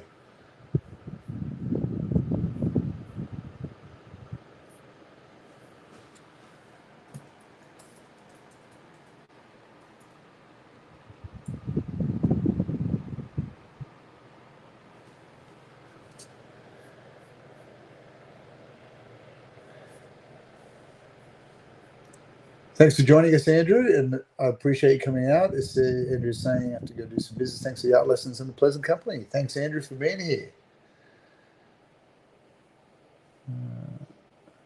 Yeah, that's cool, Chris. I love that. Sculpting the bronze Boba Fett statue back in the 90s. The last time I was at Randy's studio, I actually found the resin. Wow, that's pretty cool, man. That's pretty cool. I love that. So we're having a few technical issues, everyone, with Kenny and I in our audio. So Kenny's just dropped out to jump back in again. So we'll see where we're at. I thought it was me, so that's why I dropped off and came back in. So we'll see where we're at. So if anyone can just let me know if you can hear me fine, and then we know what's connecting.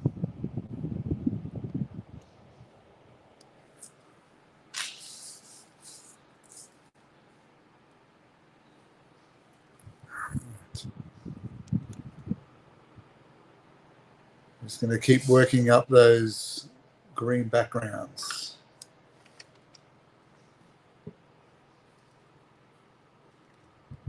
Oh, perfect. Thanks, Chris. I appreciate that. Thank you very much. Sometimes you never know. Thanks, Yazza Artist. We appreciate that. Always love the support, and thanks for joining us here. And look, while Kenny's waiting to join us back in, for those joining us for the first time, we are working on our Masters of the Universe series. We're doing 52 of them. We are 5 characters in at the moment. So we've done He-Man, we've done Skeletor. I'm just going to bring up the list, remind myself. So we've done Beastman first and He-Man. We did Merman, Man-at-Arms. Now we're on Skeletor. So we are moving through our characters, which is great. And now we are working on Big Bad. So we've done the Big Good with He-Man. Now we're working on Skeletor. Now, each one of our compositions in our characters have got a little bit of background in them. I feel like that is growing, especially for each one we're doing. But hopefully we can keep it a little bit contained. Otherwise, they could end up being really large sort of pieces that we work on. It's just to keep us honing our skills and abilities. And of course, we welcome anyone that wants to draw along with us to do the same, to discover, as we do, some of the pitfalls, some of the mistakes, some of the things that we're learning about as we move along through it. So we welcome all of you to join us through that same experience, sharing the success.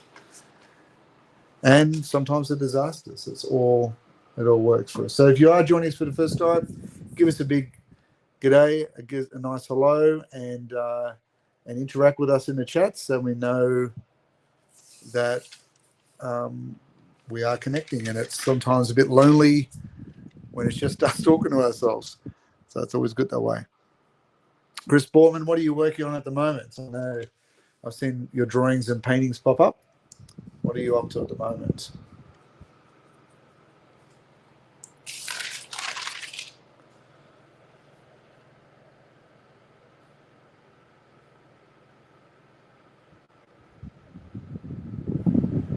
All right, so I'm just checking on Kenny. He is on his way back. So you can see down here, I've got a little bit of my light sources reflecting this way. I suppose very similar to what I was doing with the Man-at-Arms last time. If you remember, I had the light source coming up from the explosion at the bottom. So yeah, it was a oh, I see what you're saying, Chris, yeah, with the composition. Yeah, that's right. I suppose sometimes what's in my brain isn't always translated. It's always interesting to hear people when they see it for the first time. So yeah, I always had the idea that he's kind of moving around a tower, hiding kind of from whatever's happening on the other side there. And I've given it a little bit of a Megadeth sort of flag from Grayskull burning and hanging on the edge there too. So just having a bit of a play with things. And it's going to be kind of fun to play around with that Grayskull kind of rock texture. There's some cool colors in that Grayskull rock. So I'm going to get out the brush and do a bit of flick techniques and textures and do a bit of Drew Struzan sort of effects on the background. And hopefully that'll give it that nice Grayskull look. Hopefully. We'll see how that goes. But I appreciate the comment, man. Thank you. And yeah, I kind of did want it to be sort of weird and unusual in form. I suppose without the rocks, it kind of looks like he's meandering like a zombie a little bit. All right, so while we're here, I'm going to put in a little bit of that yellow, that cool yellow in the eyes, because even though I'm going to add them as red, I do want there to be a sort of a glowing centerpiece to the eyes. So while that's wet, I can then start to merge them together. So I'm just using a nice cadmium red, a nice warm sort of fire red for this. And as I said before, putting in all the washes just helps to build up that correct palette and temperature. I don't sort of predetermine the temperatures by doing swatches or anything like that on separate paper. I tend to do it in my mind and my palette, and then I just kind of go with it. And you know, you're always going to get to a point where you're trying something new and you have to recorrect and determine that new pathway, and that's okay. That's what happens sometimes. There you go. Now that that's red, I'll get that nice blend happening. So he's got a brighter red in the center. And Kenny's back with us. Let's get Kenny in there. All right. Are you there, Kenny? I have returned. Yes. You know what? I couldn't figure out whether it was my audio that dropped out or yours. But everything went super quiet. So yeah, I thought maybe because I saw your hand still moving. I could still see you moving. I thought, damn it, I've broken the internet again. So I had to jump back out and come back in again. Yeah, I think it may have been mine, but we're back. We're back. That's good. That's good. And Andrew's had to leave. He's headed off for work or getting some sleep for work, so he's out. And let's see. Chris is saying, I haven't been painting for a while, too much streaming, but I'm working on the Back to the Future. Oh, I'd like to see that. That sounds cool. Ooh. Also got a quarter scale resin kit from Jim Henson holding Kermit. Oh, actually nice. Jim Henson. That's interesting. That's interesting. No pressure with that Photos, one. Chris. Photos. Yes. Done. I'd love to see that. Resin kits are fun. Nice. I've always wanted to do one. Like I see a lot of people playing with them. They look super fun.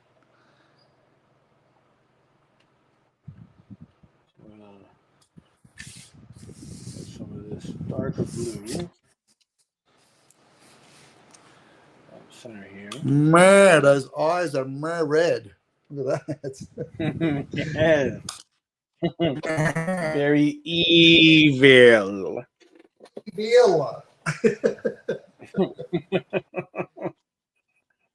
Quite evil.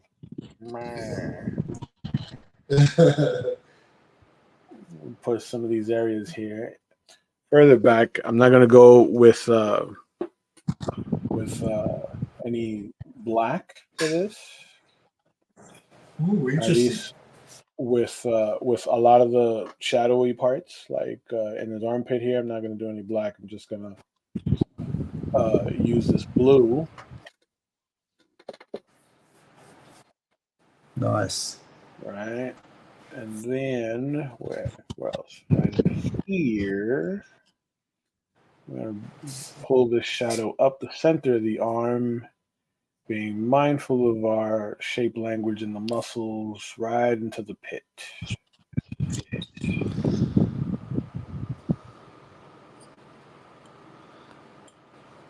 And follow it right back down into the palm of his hand. And get a little bit of gray in there to mix along with the blue.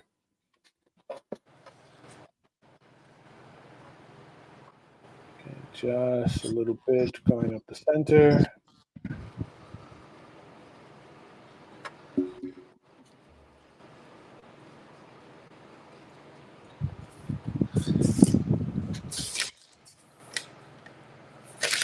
And soften these areas here.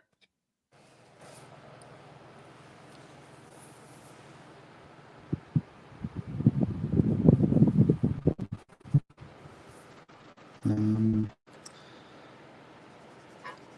was just saying when you're off air there for a second, Kenny, that I'm doing a similar effect on the man at arms glowing on the leg.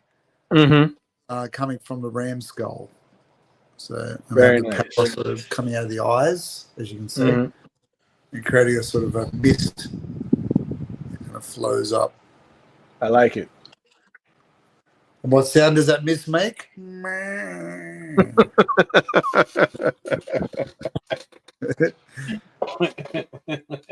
Evil man. Yeah. Very, very mad. Exactly. More of this blue. Pack it into this leg.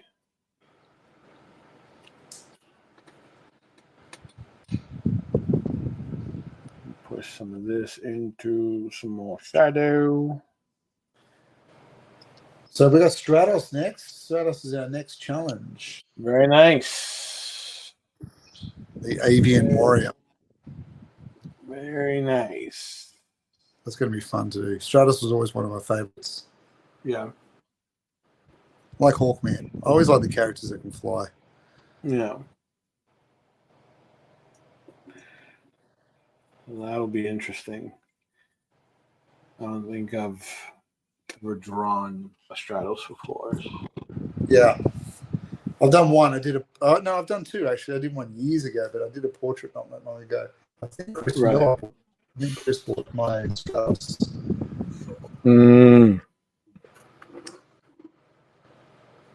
Get a little bit down the center here.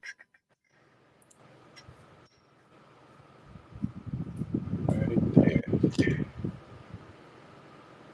There we go. It's looking good, Kenny. Thank you. Thank you. You got that split Terminator line through the head, which is cool. Yeah. That's, so it feels like, the light's kind of enveloping out the sides. Yeah, nice. Wrapping around him. Yeah. This could be a little darker. Yeah, Chris, send us a pic of your kit. He's sending it. All right, let's have a look. I'll have a browse, see if I can bring it up.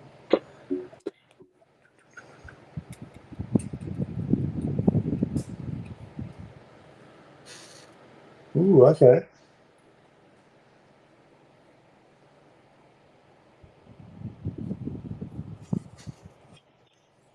Very interesting. I'm going to send it over to you, Kenny, so you can have a look too. Okay. Let's take a look. Let me just find it. Hang on a sec. Kenny and Will. Here we go. There we go. It's coming to you now. Well, that's nice. Yeah. Very nice.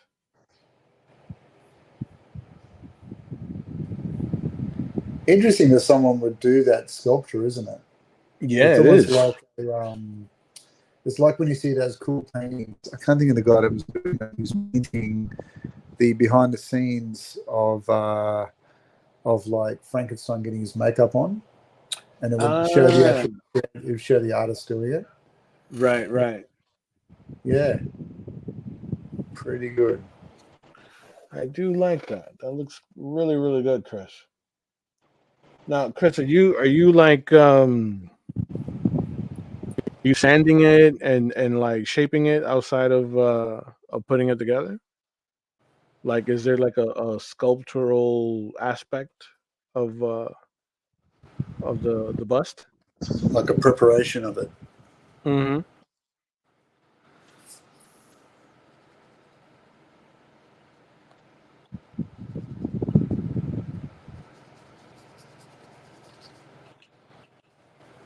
So I'm still not noodling, but I'm just washing in some of the. I'm not noodling.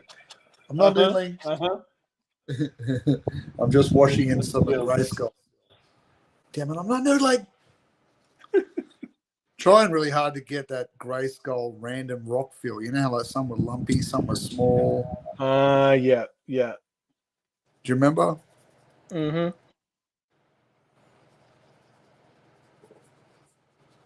You'll have some jagged, some flat surfaces, a Yeah, little bit of texture in the. Yeah, I gotcha. real cobbly looking. You Mm-hmm. know, Mm-hmm. don't know if that's a word, but we're going to say that that's now a word. It is a word now. Look, It is someone the invented them at one point or another. We're just inventing new ones. That's all. yes. It is hereby a word Now we're cobbly. by decree of Sir Plato. Yes, like meh, that's now a word. Nah. Now a word.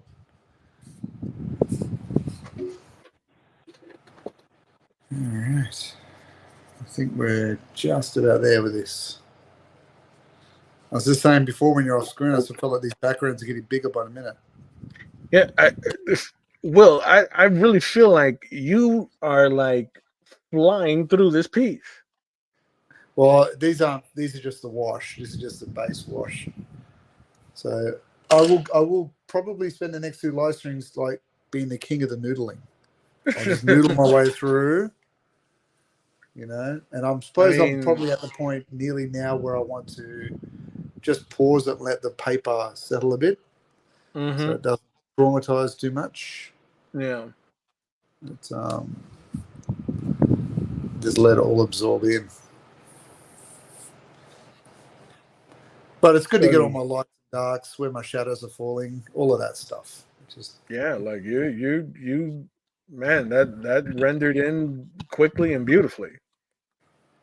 well, it'll be a nice base level. I think a lot of that will be 90% of it will be hidden, really, because the next couple of layers will start to build those rocks up, Sure. really making them chunky, give them some volume. Right. I might go through with a brush and do a bit of Drew Struzan sort of spray effects. Ooh, I like Sort it. of, it just busies up those areas, makes it saves you a bit of time rendering. And then really I'll be just jumping straight into the skin tones, the blue, and then because the blue's tucked underneath the armor will then layer on top. So, Gotcha. and I've got a bit of Skeletor neck here, so that's in the film. Never see it in Skeleneck. Filmation.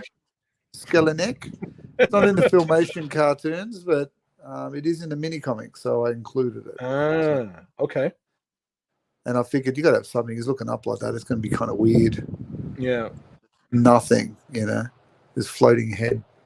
I've seen an Alex Ross skeleton where he got away with that by creating a complete sort of glow around the outside of the skull. So the inside of his hood was just all glowing lime yellows and whites.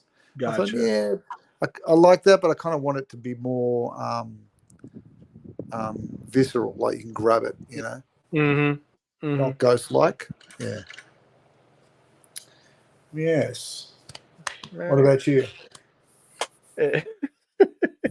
So, a lot of my flats are in. Now I'm just adding a little bit of depth and height to these flats with some darker hues of blue, some washed out black, right? And then we're gonna go in with some deeper values around the hood.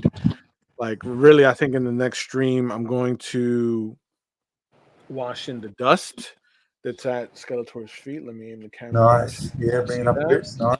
Yep. Right.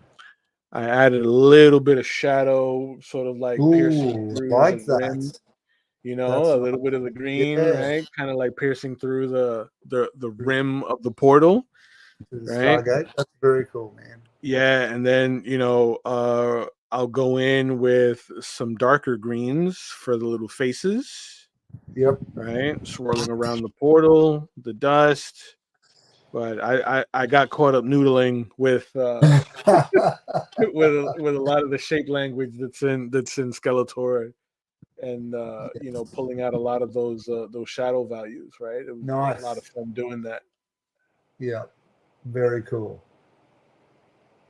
I love that we kind of started this whole series almost doing very similar poses, and then we've kind of gone off. We've gone off in different pathways in some ways. Like there's some things that are synchronized and some things that are completely different. And that's pretty cool. I feel like with Skeletor though, it feels very like 80s power ballad poses. Yeah, man. Yeah. Yeah. Yeah. Rock opera. Yeah. You know, like I want to feel what love is. You know, We built this city. Rock and roll.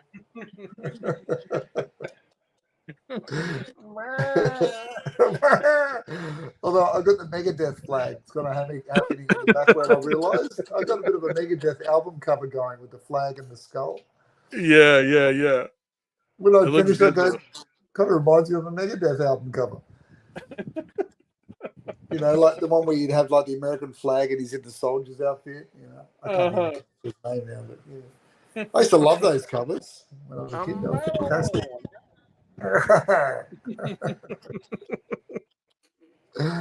Oh man. So, how would you compare your Skeletor next to your He-Man? Do they stand up next to each other? Skeletor's better. Yeah. That if as a matter of fact, let me pull it out. Yeah. Let's pull out old He-Man. He-Man.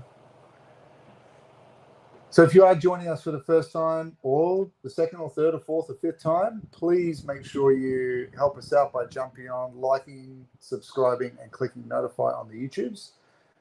Throw your comments in below. That would be fantastic. It always helps us out here at the show, and it helps Kenny and I out to sort of grow our spread of information and to get people noticing the show and engaging with us. We did our competition last week, Kenny. We haven't mentioned it this week. Yes. We did spin the wheel of death, the wheel of man. The wheel of man. So yes, I did make contact with our big winner last week. Congrats to him. He commissioned a Doctor Doom sketch card. Ooh, nice. So I'm gonna be knocking that out for him. Yes. And recording it in a brief little time lapse, so that you guys can check that out on the YouTube channel, Wild Ink Studios, ladies and gentlemen. Yes. All right. And the Man at Arms piece is on its way to you as well. Yes. So I will be packing those items together. This wonderful piece. That one's on its way to you. Piece. So I'll be packing those items along that item rather with the Dr. Doom sketch card. Yeah. And shipping it out to him in Canada. Perfect. Yes. So here is a wide shot of my Skeletor, right? Yes. Work in progress, and then here's my He-Man. Ooh. So He-Man, although still strong, bright colors, right? Skeletor feels like a polar opposite, but I feel like I don't think they hold up next to each other, though. You know what? Like looking at them both next to one another, like I think that I think they do. I think the ink will be the difference at the end. Yeah, the ink is what'll make the difference. Yeah, you're right. Yeah, I can see so much has changed even from He-Man to Merman. Oh, for sure. For sure. And Man at Arms, like you put Man at Arms and He-Man next to each other, that'd be interesting. The Man at Arms, hands down, feels like the stronger piece. Yeah. I think mine's the same. Like when you look at my He-Man and Skeletor, they're a bit different. Let me see. Yeah, so there's my He-Man. Yeah. So I did have a bit of a background going on there, but there's more energy in Skeletor. Yeah, he's more stoic, I guess, isn't he? You know, definitely more energy in the Skeletor. Yeah, but I think and that's because we've just been focusing on full figure paintings. Rather go your Man at Arms and compare it, Kenny. The Man at Arms. Yeah. So there's my one. Man-at-Arms. There's mine. Yeah, so look at that. So yeah, definitely like Man-at-Arms. I think in both of our runs, the Man-at-Arms just feels like the stronger piece. Yeah. And I think we probably spent if I look at the videos, we spent the same amount of time doing Man-at-Arms as we did Merman. Yeah. So there's probably a little bit more action. Like we did plan on doing a battle scene, but I guess I'd probably put a bit more time in doing the rocks and noodling around those areas. Right. But you compare that even to the He-Man. Yeah, we're starting to shift again, aren't we? To something different, which is okay. Yeah. Absolutely. The big question is, what's our battle armor He-Man and Skeletor is going to look like? Ooh, inquiring minds want to know. I do want to know. I do want to know. I think I'm going to have to go with the sword for this one with old Skeletor, though. He's going to have to be in battle. Yeah. Yeah, I'll most likely do the sword myself. Definitely, I'm going to do the axe with He-Man. Yes, definitely. You got it. You got it. Are you going to have the battle damage thing spun to the battle damage on his chest plate? Yes. Yeah. Yeah, I like incorporating a lot of little textures and nuances and stuff when I do that. Yeah. It's the stash that put Man-at-Arms over the top. Yes. Yes, indeed. Yeah. The stash is a 10-point bonus. Absolutely. The Magnum PI. That's it. That's funny. Well, now let me drop a little bit of a flat for this dust that I'm kicking up here. And then it looks like we're coming up on the 3-hour mark. Yep, I think we'll call it after you dust. Yeah. So I'm going to use a little bit of this white, a little bit of this marigold.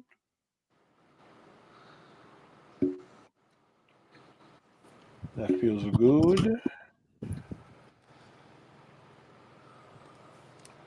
A little more white in there.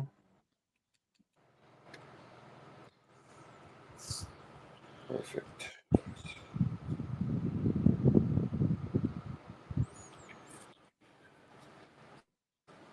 Now, this will be the local, but I'm going to add some of that yellow and some of the green along the top of this dust. Nice. To reflect the light coming off of the portal. Mix that in there.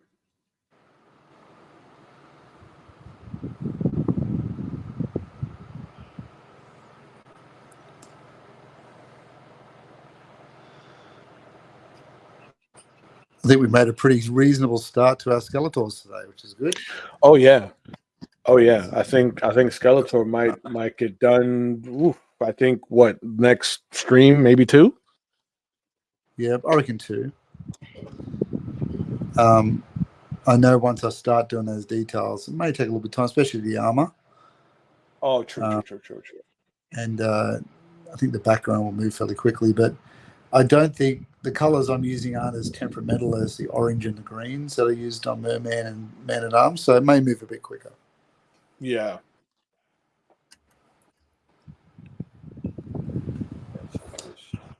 Some colors just don't always respond how you want them to. Mm-hmm.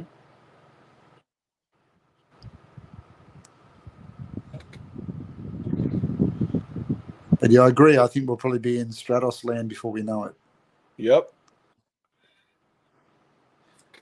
And of course, all of these artworks are for sale. They are on Kenny's Etsy store, his amazing and expensive Etsy store. Thank you, can find that where, Kenny?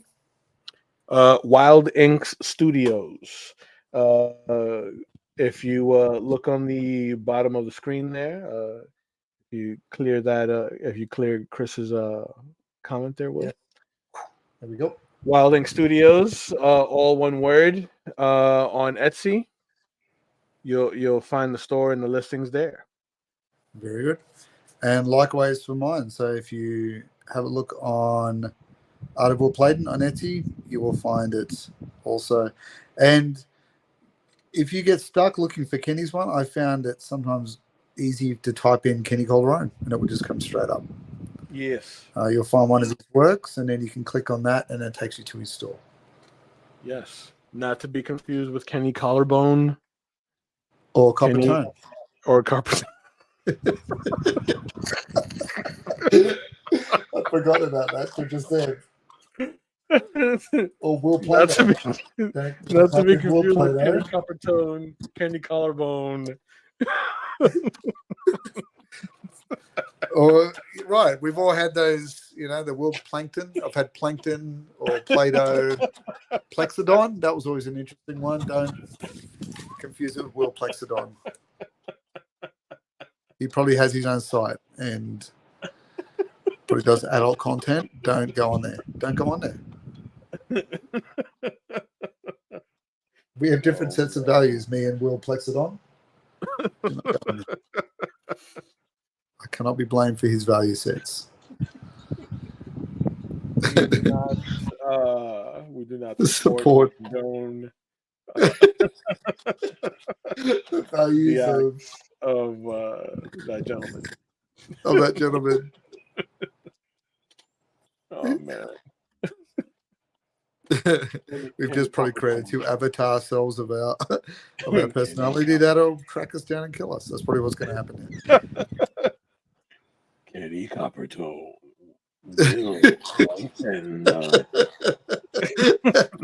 Plexodon. There are action movie personas. Yeah. Two men, two desires.